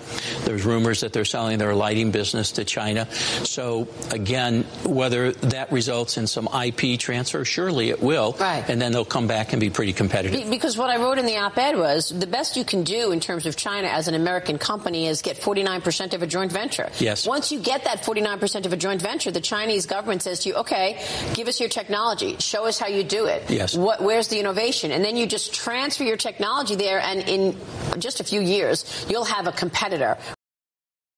Okay. I believe this has been going on for a while. I don't think it's a red herring at all. But I never heard the term buy in, buy up, buy out, which I think is what they try to do with companies. That's how they got Broadcom. Broadcom's a major semiconductor operation. Right. And the Chinese own them. And this is happening all over the place where these Chinese are thinking, well, we can't develop this on our own. So we'll just buy somebody that's already got it developed. And they make an offer you can't refuse. Right. So that's transfer, but that's willingful transfer. It's not like they're stealing it's dumb. it. Yeah, but it's not. They're not stealing it. I agree with that. That's what she made a mistake. She said they're stealing it. Yeah. They're not stealing it. No, it's being sold. We're giving it to them. There's two things about China I wanted to mention. One, there was a big fracas in China over an actress, and she was apparently and this will piss off the Hollywood types because China basically owns a lot of Hollywood now. They got the big studios, they own the theaters. Richard Gere will never work again ever in Hollywood ever since he talked up Tibet. So China really runs the show. That's probably true. But now there's this government regulation that's come into place because of one actress who was, somehow funneling profits off into her back pocket through some shell companies. But all actors in China must make the same amount of money. But I wonder how that's going to go over with the Hollywood set. That's interesting. It could carry over, or is it just? Well, it could because if you think about it, because right now there's this. I want to get paid the same amount. I want to get paid the same amount. The man's getting more than I am, and so let's just standardize all pay to some $50,000 low level. $50,000. Enjoy that. Now, $50,000. Have fun. Now, the other thing Pachenik was talking about when I talked to him is, and maybe you would know this. Apparently, the Chinese government has pumped like some $300 billion into their economy. Have you heard about this? They've been doing that constantly. To prop it up. Yeah, but it's like some crazy amount. And the whole reason Trump had to, and I don't know if this is true, the whole reason Trump had to reverse the ZTE ruling was because that could actually start to topple the Chinese economy. And that's why Xi was like, "Holy shit, man! You got to hook us up. We can't have this happen right now." Oh, really? Yeah. Well, that's what Pachenik said. I'm. It's an interesting thesis. I liked it. It's like, yeah, why else would you? Because Trump was talking about 77,000 jobs, and we can't do this to their economy. And of course, we can't. We don't want China to implode. That would be bad. But it could be. No. He might be using Especially that if it's taken over by the military. But if that's true, then we might have the upper hand pretty soon. If we don't already. We might already. I mean, Pachenik went off on a whole nother, old white guy rant with me, so I couldn't bring him back to that. He had a whole bunch of other things to say. Huh. Well, I'm glad you're keeping in touch with him. Oh, of course. I always better than QAnon. Yeah. Well, not much, because I called him up and left a voicemail message, and I said, "You're the worst handler ever." I said, "I got to call you? Come on." Now, there was a study. This is switching topics here. I'm very excited about this. There was a study at the University of Texas, and the result of the study shows that the mere presence of your smartphone in your vicinity reduces your brain power. And I want to explain this study that they did. That must be a genius. Exactly. Professor Adrian Ward conducted experiments with nearly 800 smartphone users in an attempt to measure for the first time how well people can complete tasks when they have their smartphones nearby, even when they're not using them. And in one experiment, the researchers asked study participants to sit at a computer and take a series of tests that required full concentration in order to score well. The tests were geared to measure participants' available cognitive capacity, that is, the brain's ability to hold and process data at any given time. Before beginning, participants were randomly instructed to place their smartphones either on the desk face down, in their pocket or personal bag, or in another room. All participants were instructed to turn their phones to silent. The researchers found that participants with their phones in another room significantly outperformed those with their phones at the desk, and they also did slightly outperform those participants who had kept their phones in a pocket or a bag. The findings suggest that the mere presence of one's smartphone reduces available cognitive capacity and impairs cognitive functioning, even though people feel they're giving the full attention and focus to the task at hand.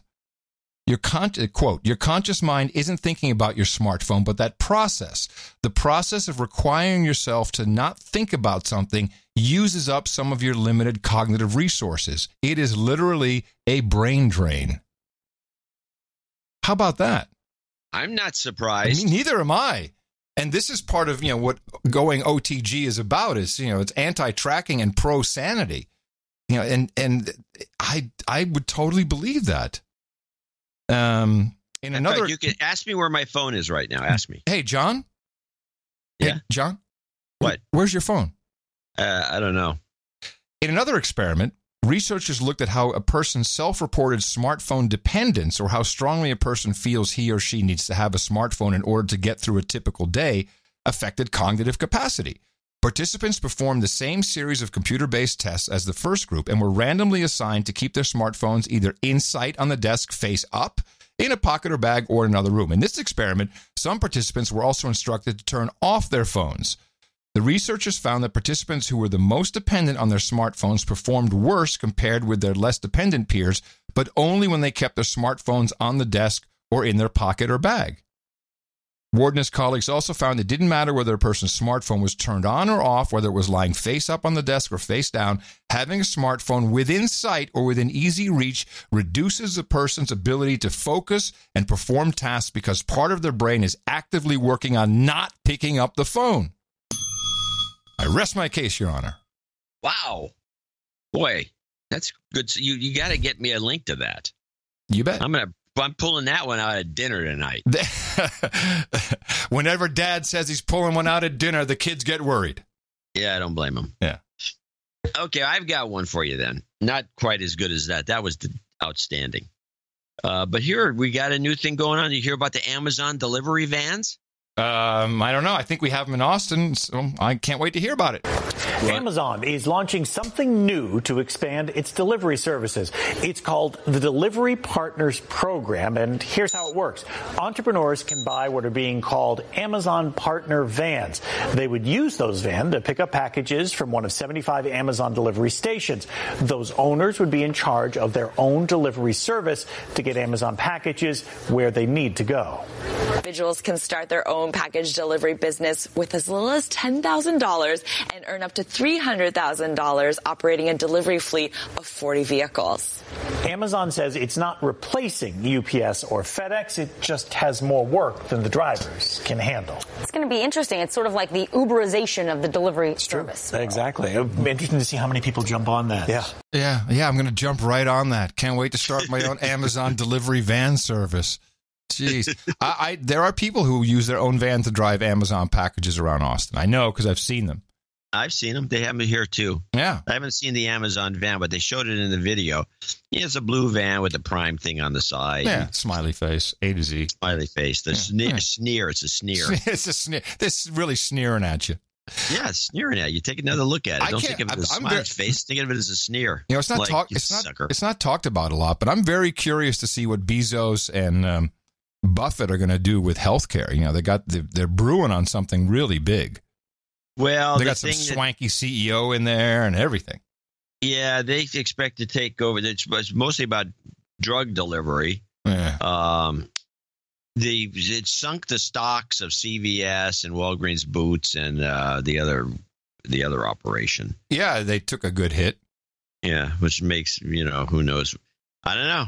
Those guys are smart though. Yeah, well, those guys are smart. The problem is you can only keep so many balls in the air. Yeah, I hear you. I know, especially Bezos' big balls are up there. Big, huge.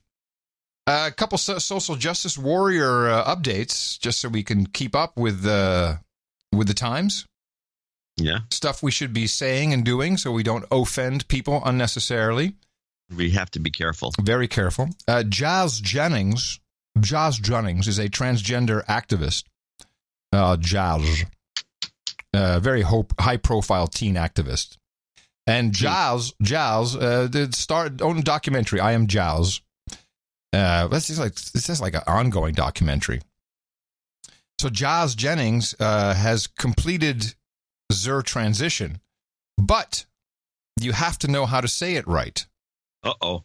Because what would you call this procedure if you have your gender changed?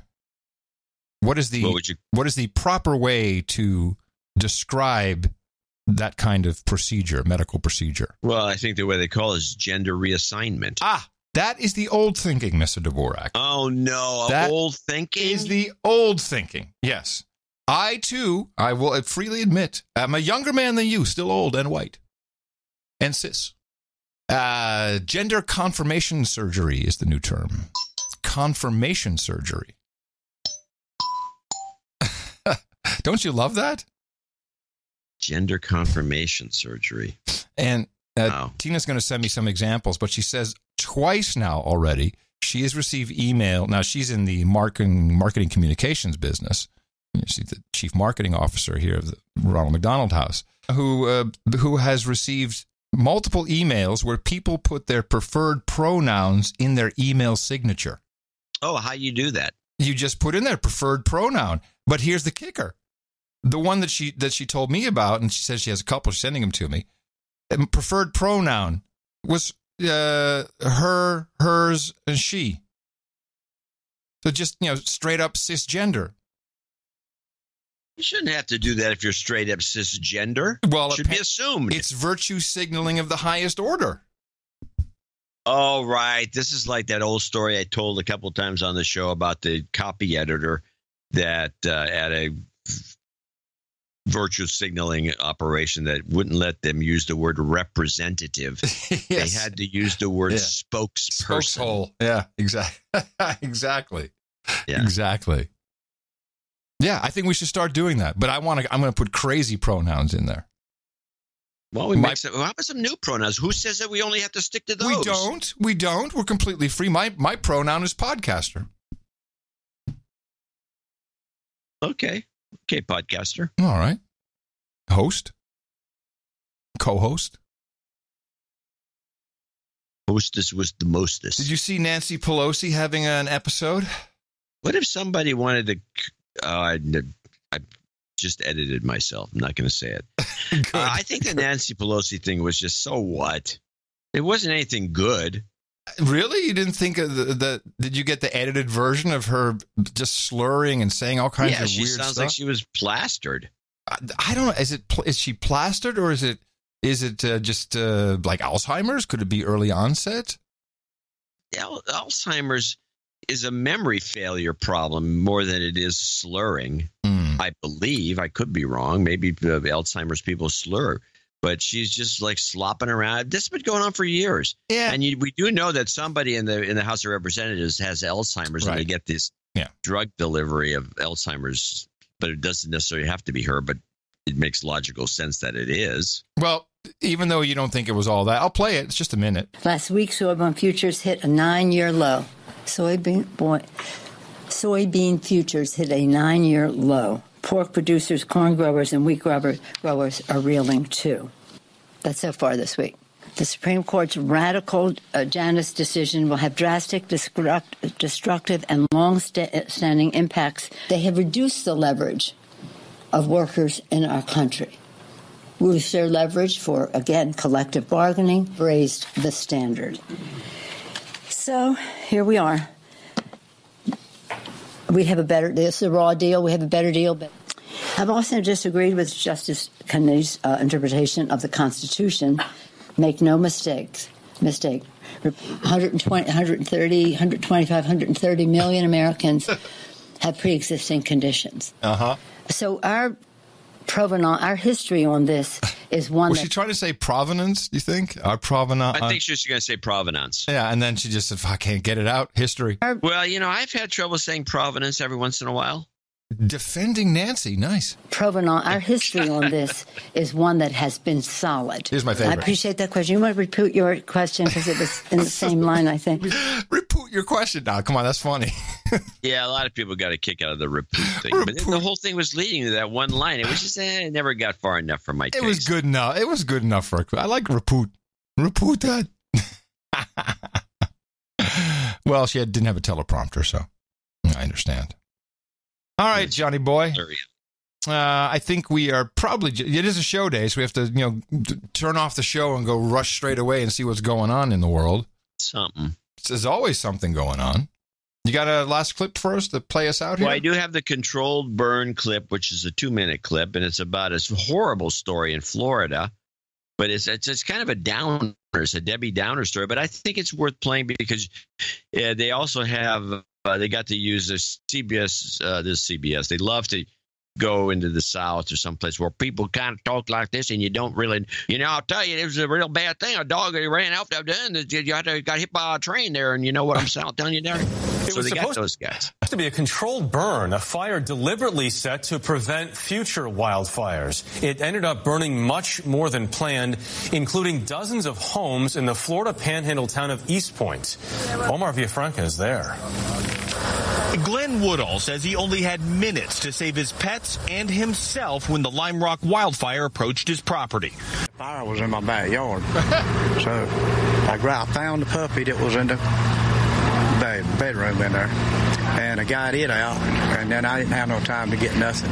Woodall is one of 36 homeowners in this Franklin County community who lost everything. And it all got burned up. No stove, refrigerator, the whole 9 yards. Florida's agriculture commissioner blames a local company that was hired by the Florida Fish and Wildlife Conservation Commission to conduct a controlled burn. The fire was supposed to only burn 480 acres, but ended up torching more than 800. The company started the controlled burn on June 18th. 6 days later, this East Point neighborhood was engulfed in flames. It took 2 days for the firefighters to control the flames, and still parts of the neighborhood are smoldering. There should have been somebody out here watching that fire at all times. In a statement, the Florida Fish and Wildlife Conservation Commission said they have suspended our prescribed fire program statewide, and the Inspector General has begun an investigation. Homeowner Penny Bryant wants the state to pay for everything she lost. And we hear they don't replace the sheds and stuff like that. That ain't right. That should have to replace everything. Damage like this is apparent all across this neighborhood. People say the fire popped up as fast as a Florida thunderstorm. And one man told me that he has not heard anything from the state of Florida, and the only people that are helping are the Salvation Army and neighbors. Jeff? What a story, Omar. Insane to believe that happened. Thank you very much from East Point, Florida. Yeah, it was a bummer. Yeah, no kidding. Wow. I warned you. Yeah. Well, then I'll play something fun to get us out. A hit piece. Oh, a hit piece. A hit piece a hit piece by the Humane Society. McDonald's calls them Happy Meals. Or are they more like unhappy meals? Abuse and suffering that's standard at many factory farms. Animals genetically selected, manipulated to grow too large. I didn't say uplifting. I said it was funny. Okay. Sorry. Hey.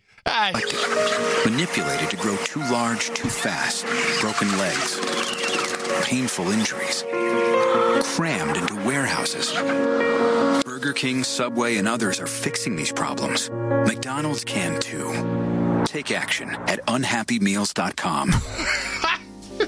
Oh, God. Man, those guys they're getting hammered. Jeez, Unhappymeals.com. Yeah. All right. Told you it was funny. It was funny. It was funny, but it was a downer. It was a downer. Well, what can I do? I don't know. We need to get more uplifting stories and make it happy news. Well, I got some happy end of show mixes. That's good. That's CP304. We got Sub 70. Playing some classics for you today.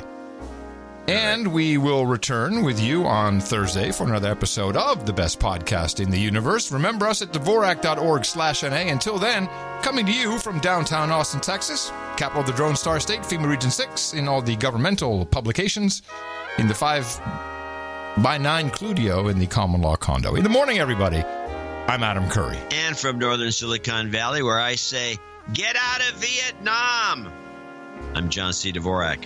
And happy Canada Day. And I need a cab, John.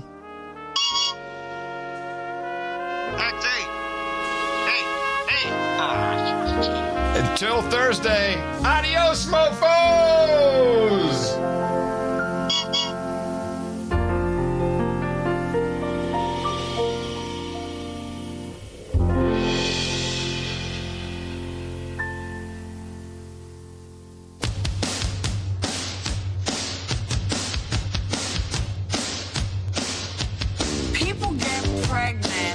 Pregnant in all kinds of ways. Yes. And the people cannot always afford to have the child that they are pregnant with. Yes.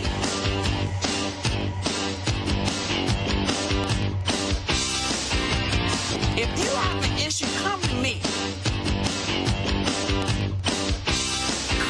To me, yes, nobody, not even God. God says, come to me, yes.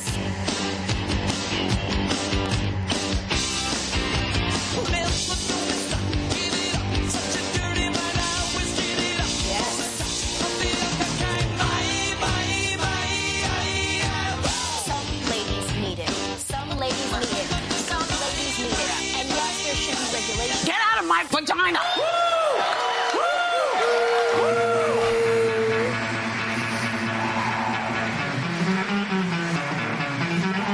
We came, we saw, and died.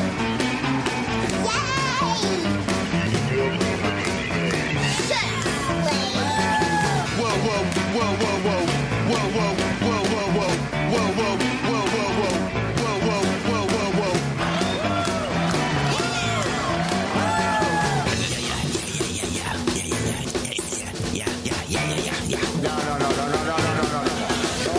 whoa.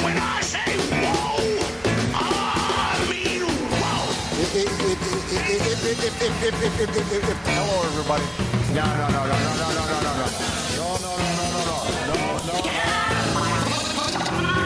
Whoa, whoa, whoa, whoa, whoa, whoa, whoa, whoa, whoa, whoa, whoa, whoa, whoa, whoa, whoa, whoa. Oh, there's no winning. We don't like to foster a competitive atmosphere, but we laugh a lot. Now everyone hug and share a secret.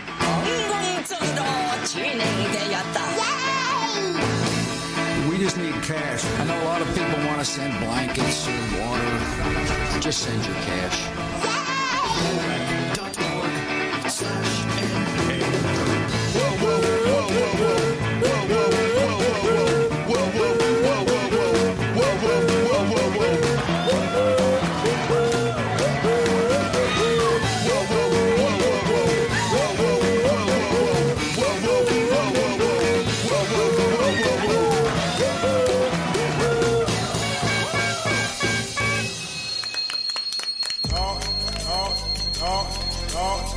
Amen. Fist bump.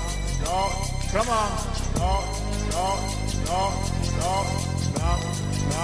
No. Come on. When I first started college, when I went running, after 5 minutes, I'd start feeling a burning in my chest. And it was just me sucking in soot and smog. The smog was so bad, it was like you might die. Barack is an emissary of the devil, but you know that he's black, and that's all you want to know. I said this is blatant racism. It is destroying the dream. It is anti-Dr. King. You African, you Jesse Jackson, you process head Al Sharpton, you are wicked. You are cursed. Yeah. Oh, Lord. Donate to a No Agenda. They give us shows week after week. Donate to a No Agenda. It's a show that's really unique. Donate to a No Agenda. Listen to John and Adam speak. Donate to a No Agenda. Science is turning into a clique. The best podcast in the universe. Mofo. Dvorak.org/NA